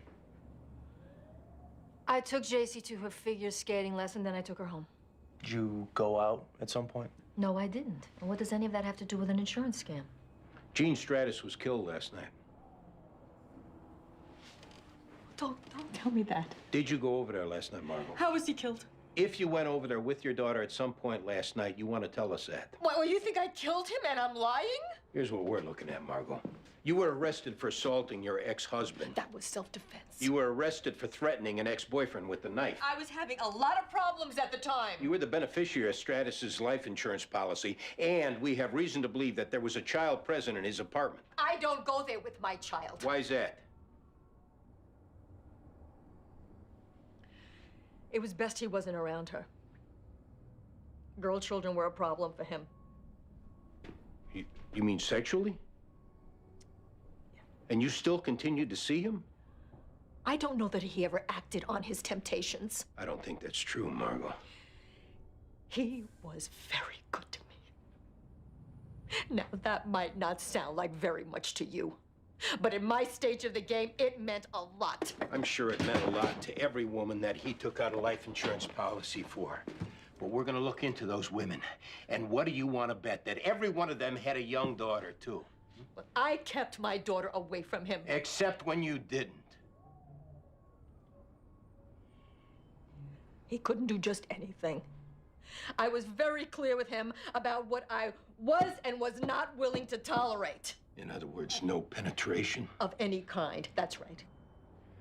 Did he forget? Or did it just turn your stomach that you were letting him do what he did? Maybe that was enough for you to stick the knife in him. Last night, I took my daughter to her figure skating lesson.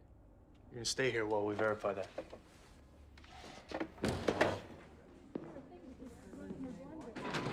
Anything come in on pattern robberies in the area of your crime scene? Actually, we're not so sure it was a robbery. Well, we need to do some more canvassing, and we need to go through security tapes from the parking garages in the area. If you're thinking it's not a robbery, you'll let me know what you're thinking it is. Here, we'll tell you what we have. Ortiz, in my office.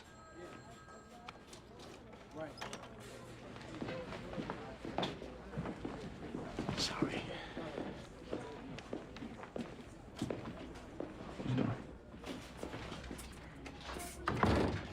You run a guy named Robert Friedman through BCI? Yeah, On what case? there was no case, boss. He's going out with my cousin. I met the guy. Something about him struck me as wrong. You know better than that. Is there a problem with him? Flag popped up when you ran him. The Joint Narcotics Task Force has him as a target. My instincts about him were right, at least. Now, give me some case number I can go back to them with, and don't let this happen again. Thanks, boss.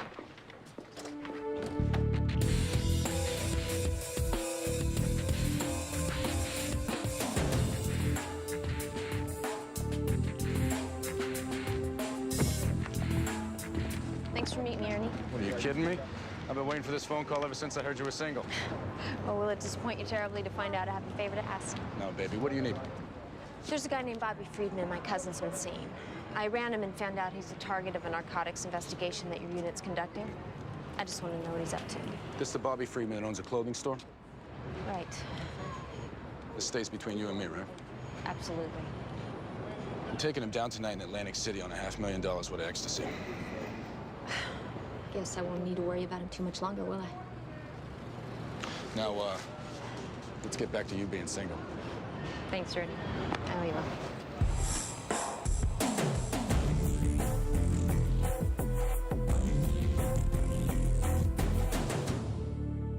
When's the last time you saw your father?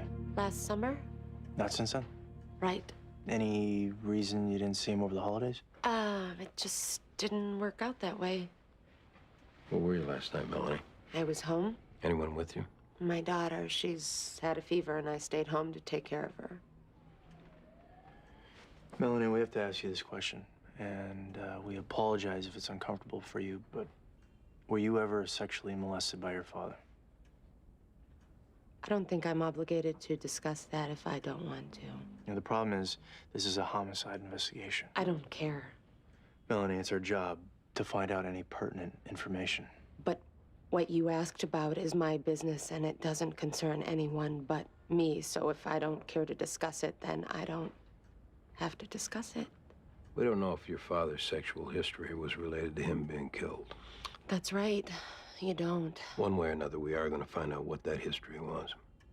In other words, you're going to drag me into it whether I like it or not? If his sexual history involves you, yeah. We don't have a choice. The first time I remember him molesting me, I was 9 years old. About a year later, he did it again. Then again when I was 11. On Easter Sunday. In my yellow Easter dress. With my new Mary Janes under the chair in my room. The following fall, I was sent away to boarding school. Did you tell anyone? I told my mother, I told my brother. What did they do? The first couple times, my mother said I imagined it. My brother said it was just roughhousing, and I took it the wrong way. When I ran away after that Easter Sunday, my mother decided I was crazy. She sent me to a shrink. And then because I begged her and because the shrink said it was a good idea, I was sent away to boarding school.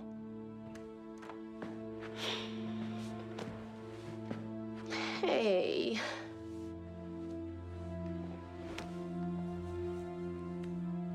She's never seen him, and now she never will.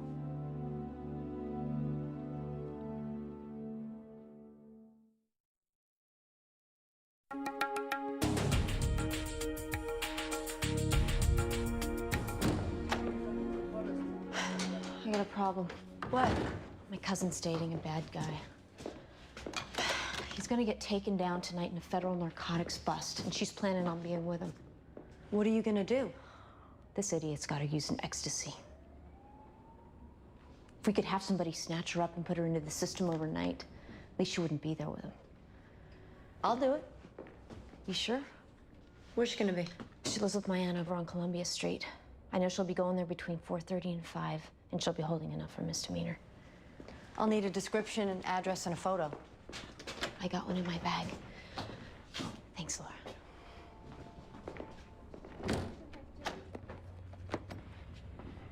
I don't know how much help I can be. I hadn't seen Jean in quite some time. What was the relationship between Jean and your daughter? Not very good. Why was that? Melanie had difficulty growing up. She was kind of a sad child. I think she always felt as though her brother enjoyed a closer relationship with Jean than she did. Well, she claims Jean molested her. I know she does. I think it gives her something to blame her difficulties on. You don't hold out any chance it's true? No, I don't.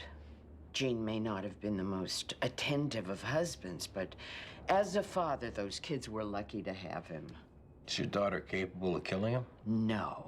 She seems to have a lot of anger towards him. It's not something she would do. She's not a violent person. She's quiet, shy.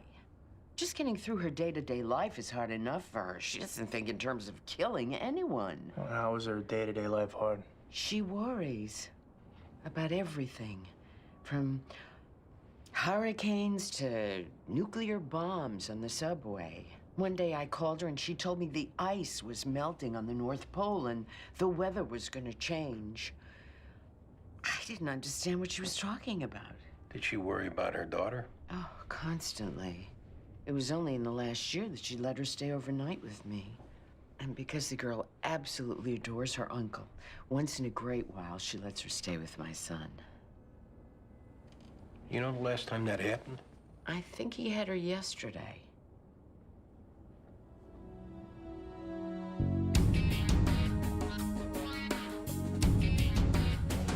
If we were narcotics, this would be like shooting ducks in a barrel.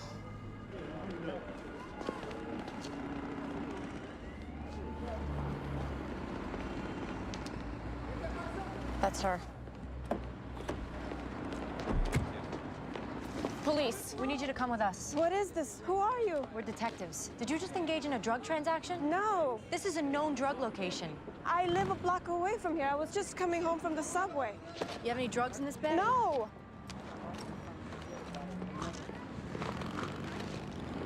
What are these? Nothing. They're not even mine. Whose are they? Put your hands behind your back. Am I under arrest? Yep.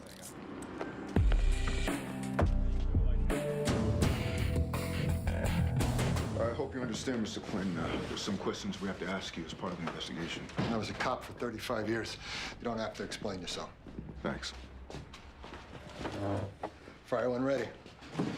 What was your relationship with Paul Westerville? I didn't have a relationship with him.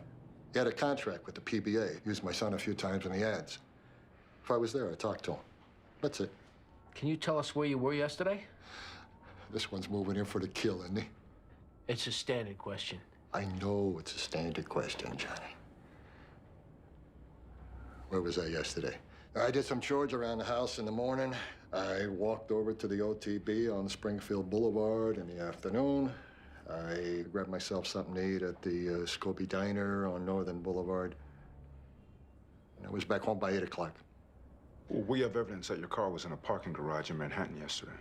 I don't know where you got that evidence from. As far as I know, my car was in Queens. Well, it's ID'd on a video from a security camera in the parking garage. It wasn't me. They're your plates on the car. My car is parked on 221st Street. Once a week, Tuesday mornings between 10 and 12, the street sweepers come, and I got it moving. Other than that, it sits. And you're telling me it was in the city? Old habits die hard. I still leave my keys over the visor. Maybe somebody took it, brought it back, and I didn't know nothing about it. What kind of relationship do you have with your daughter-in-law? Excellent. Were you aware of her behaving in any inappropriate manner with regard to your son? No, I'm not. Did you ever have a conversation with Paul Westerville's secretary regarding your daughter-in-law? No, I did not.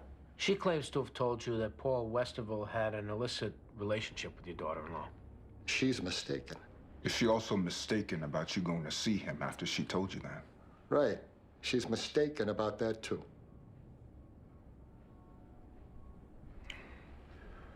Mr. Quinn, there's a sign-in log in Westerville's office building. There's security camera tapes. You're not going to find my name in any sign-in books. You're not going to ID me from any security camera tapes. You want to check my guns? I'll sign a consent form. You can test fire every one of them. Knowing what you know, we could understand you being angry. We could understand you going to see him. We could understand that there might have been a struggle. Save yourself the exercise, kid. I didn't go see him. There was no struggle. I didn't kill him. Nah, you want me to wait around here while you figure out what you're going to do? Yeah. No problem.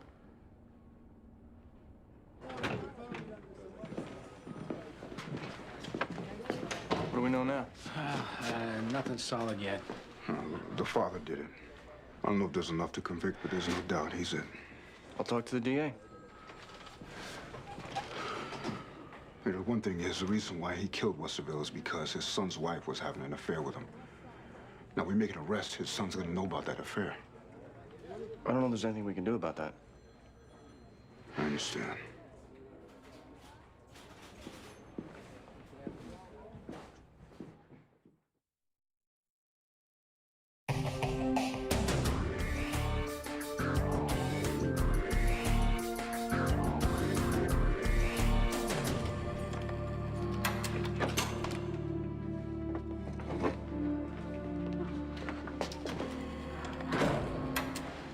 Can you get me out?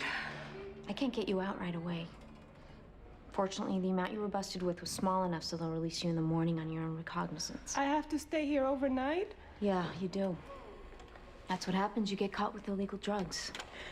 I've never been in jail before. Think about what it would feel like to stay in for a few years. Why did they even stop me, though? The question you should be asking is, why did you have the drugs? You were going past a known drug location. They did what narcotics cops do. I talked to them outside. They'll keep you in a segregated cell. No one's gonna bother you. Does my mother have to find out? Yeah. Would you tell her I'm sorry?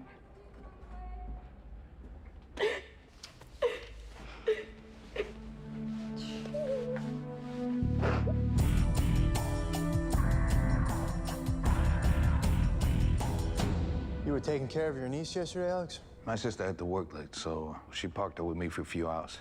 What'd you do with her? Walked. Window shopped. And then I took her back to my apartment. Did you take her to your father's apartment? No. Why not? He's always tired after work. He had rented Mulan and The Little Mermaid. Why would he have done that? I have no idea. Maybe the video store ran someone else's rentals through in his car. Who knows? You loved your father, didn't you, Alex? Yeah. Did you think it was right that he didn't get to see his granddaughter? That was between him and my sister. But you felt bad about it, though, right? Yeah, I felt bad. He worked hard all his life. He provided for his family. And now all he wants is to spend a little time with his granddaughter, and you're going to deny that to him? I told you, that was between him and my sister. Yeah, except he didn't talk to your sister, he talked to you. And the kid was with you. You were in a position that you could do something nice for your dad, and at the same time show your sister that he wasn't the monster she made him out to be. And you're a good son, Alex. You did what a good son does. No, I didn't do anything. We'll talk to your niece if we have to, Alex. We'll get her in the room and we'll ask her where she was yesterday. Where she was and what happened to her.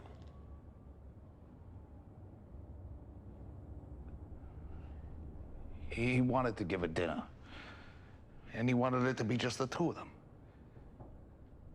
And what did you find when you came back for her? She was sitting on the couch. The movie was playing in the VCR, but she wasn't watching it. He was in the other room. All she said to me was that her underpants ran backwards. What did you do? I told her to go into the bathroom, to turn him back around. And I took her home to her mother. And you went to your dad's coffee shop to confront him? I had to ask him, you know? I had to hear from him what he did, if he did anything. And what did he tell you? He got this weird, ashamed smile on his face. He said, sometimes we make mistakes. Yeah, like I made a mistake with him. Like all those years ago when I stood up for him to my sister, tried to convince her that it didn't happen. Stood next to my mother and said, Pop would never do that. Now here's this little kid. And because of me, she's got that same look on her face that my sister had. I grabbed the knife and I stuck it in him. He looked at me like, how could you do this to me? I don't know, Pop. How could you do that to them?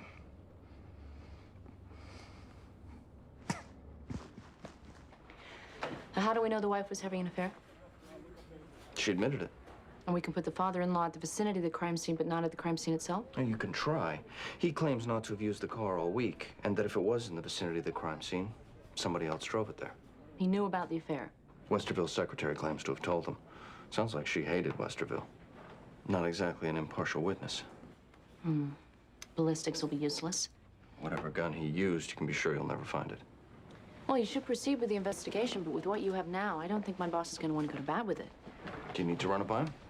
Ask a grand jury to indict a retired cop who's looking out for his son, a hero cop, confined to a wheelchair whose wife's cheating on him, and who has a trunk full of alibis? Don't think so. Let's see what more we come up with. Well, let me know when you come up with it.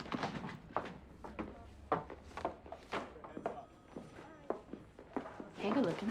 Hey. What makes you think I was talking to you?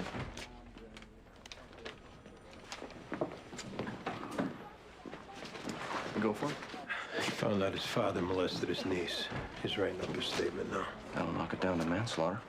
He's still gonna do 5 years. There's nothing we can do about that, unfortunately.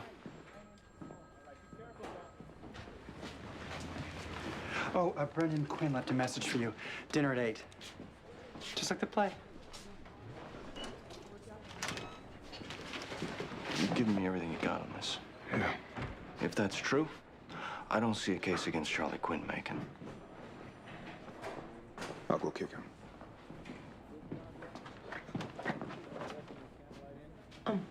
I'd like to know what's going on with my brother. Why don't you come in back here, Melanie?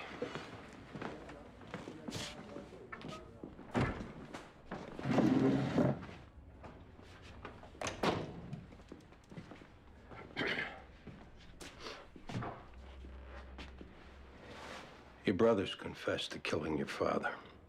There may be a trial, there may be a plea. The likelihood is that he's going to spend some time in prison. Why did he kill him?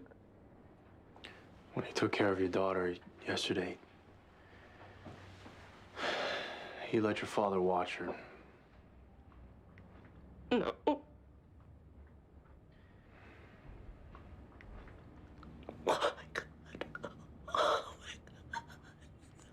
Your father's not going to do this to anyone else.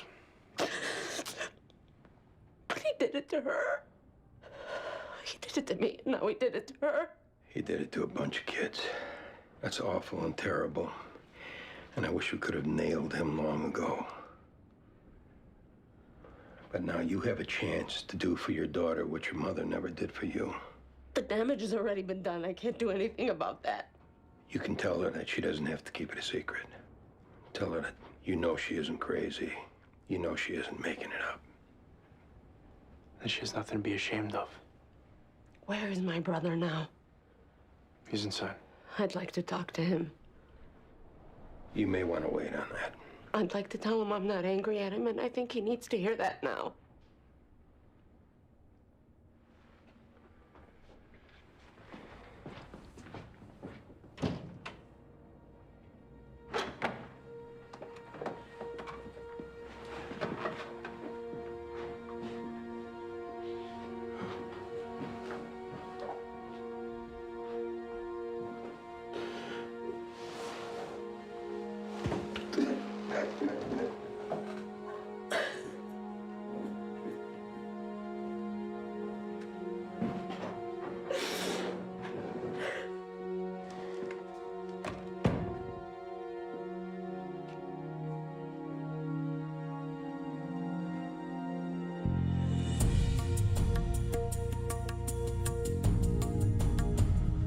Sheila, the lasagna's fantastic. Thank you. We're planning a trip to Italy. Speaking of lasagna. Brendan's never been there. No, I've never been there either. Well, first you gotta get somebody to go with. Yeah, that's true. Hey, honey, can I have a minute with Baldwin? Sure. You know, she figured out all the logistics. What hotels are best for accommodating a chair, everything. Yeah, that's great. Not the easiest thing in the world being married to me. She seems to be doing okay. I want you to know I had a little talk with her. Also with my father. I let them both know that I can accept certain things. What are we talking about, Brendan? My wife loves me. I don't have any doubt about that. We talk, we laugh. There's 1,000,001 things we know about each other that no one else in the world will ever know, but I also know there's things she needs that she can't get from me. Things that maybe she can only get from another person. I told my father, if it's a choice between that and losing her, I can accept it. And your father understands this? Yeah.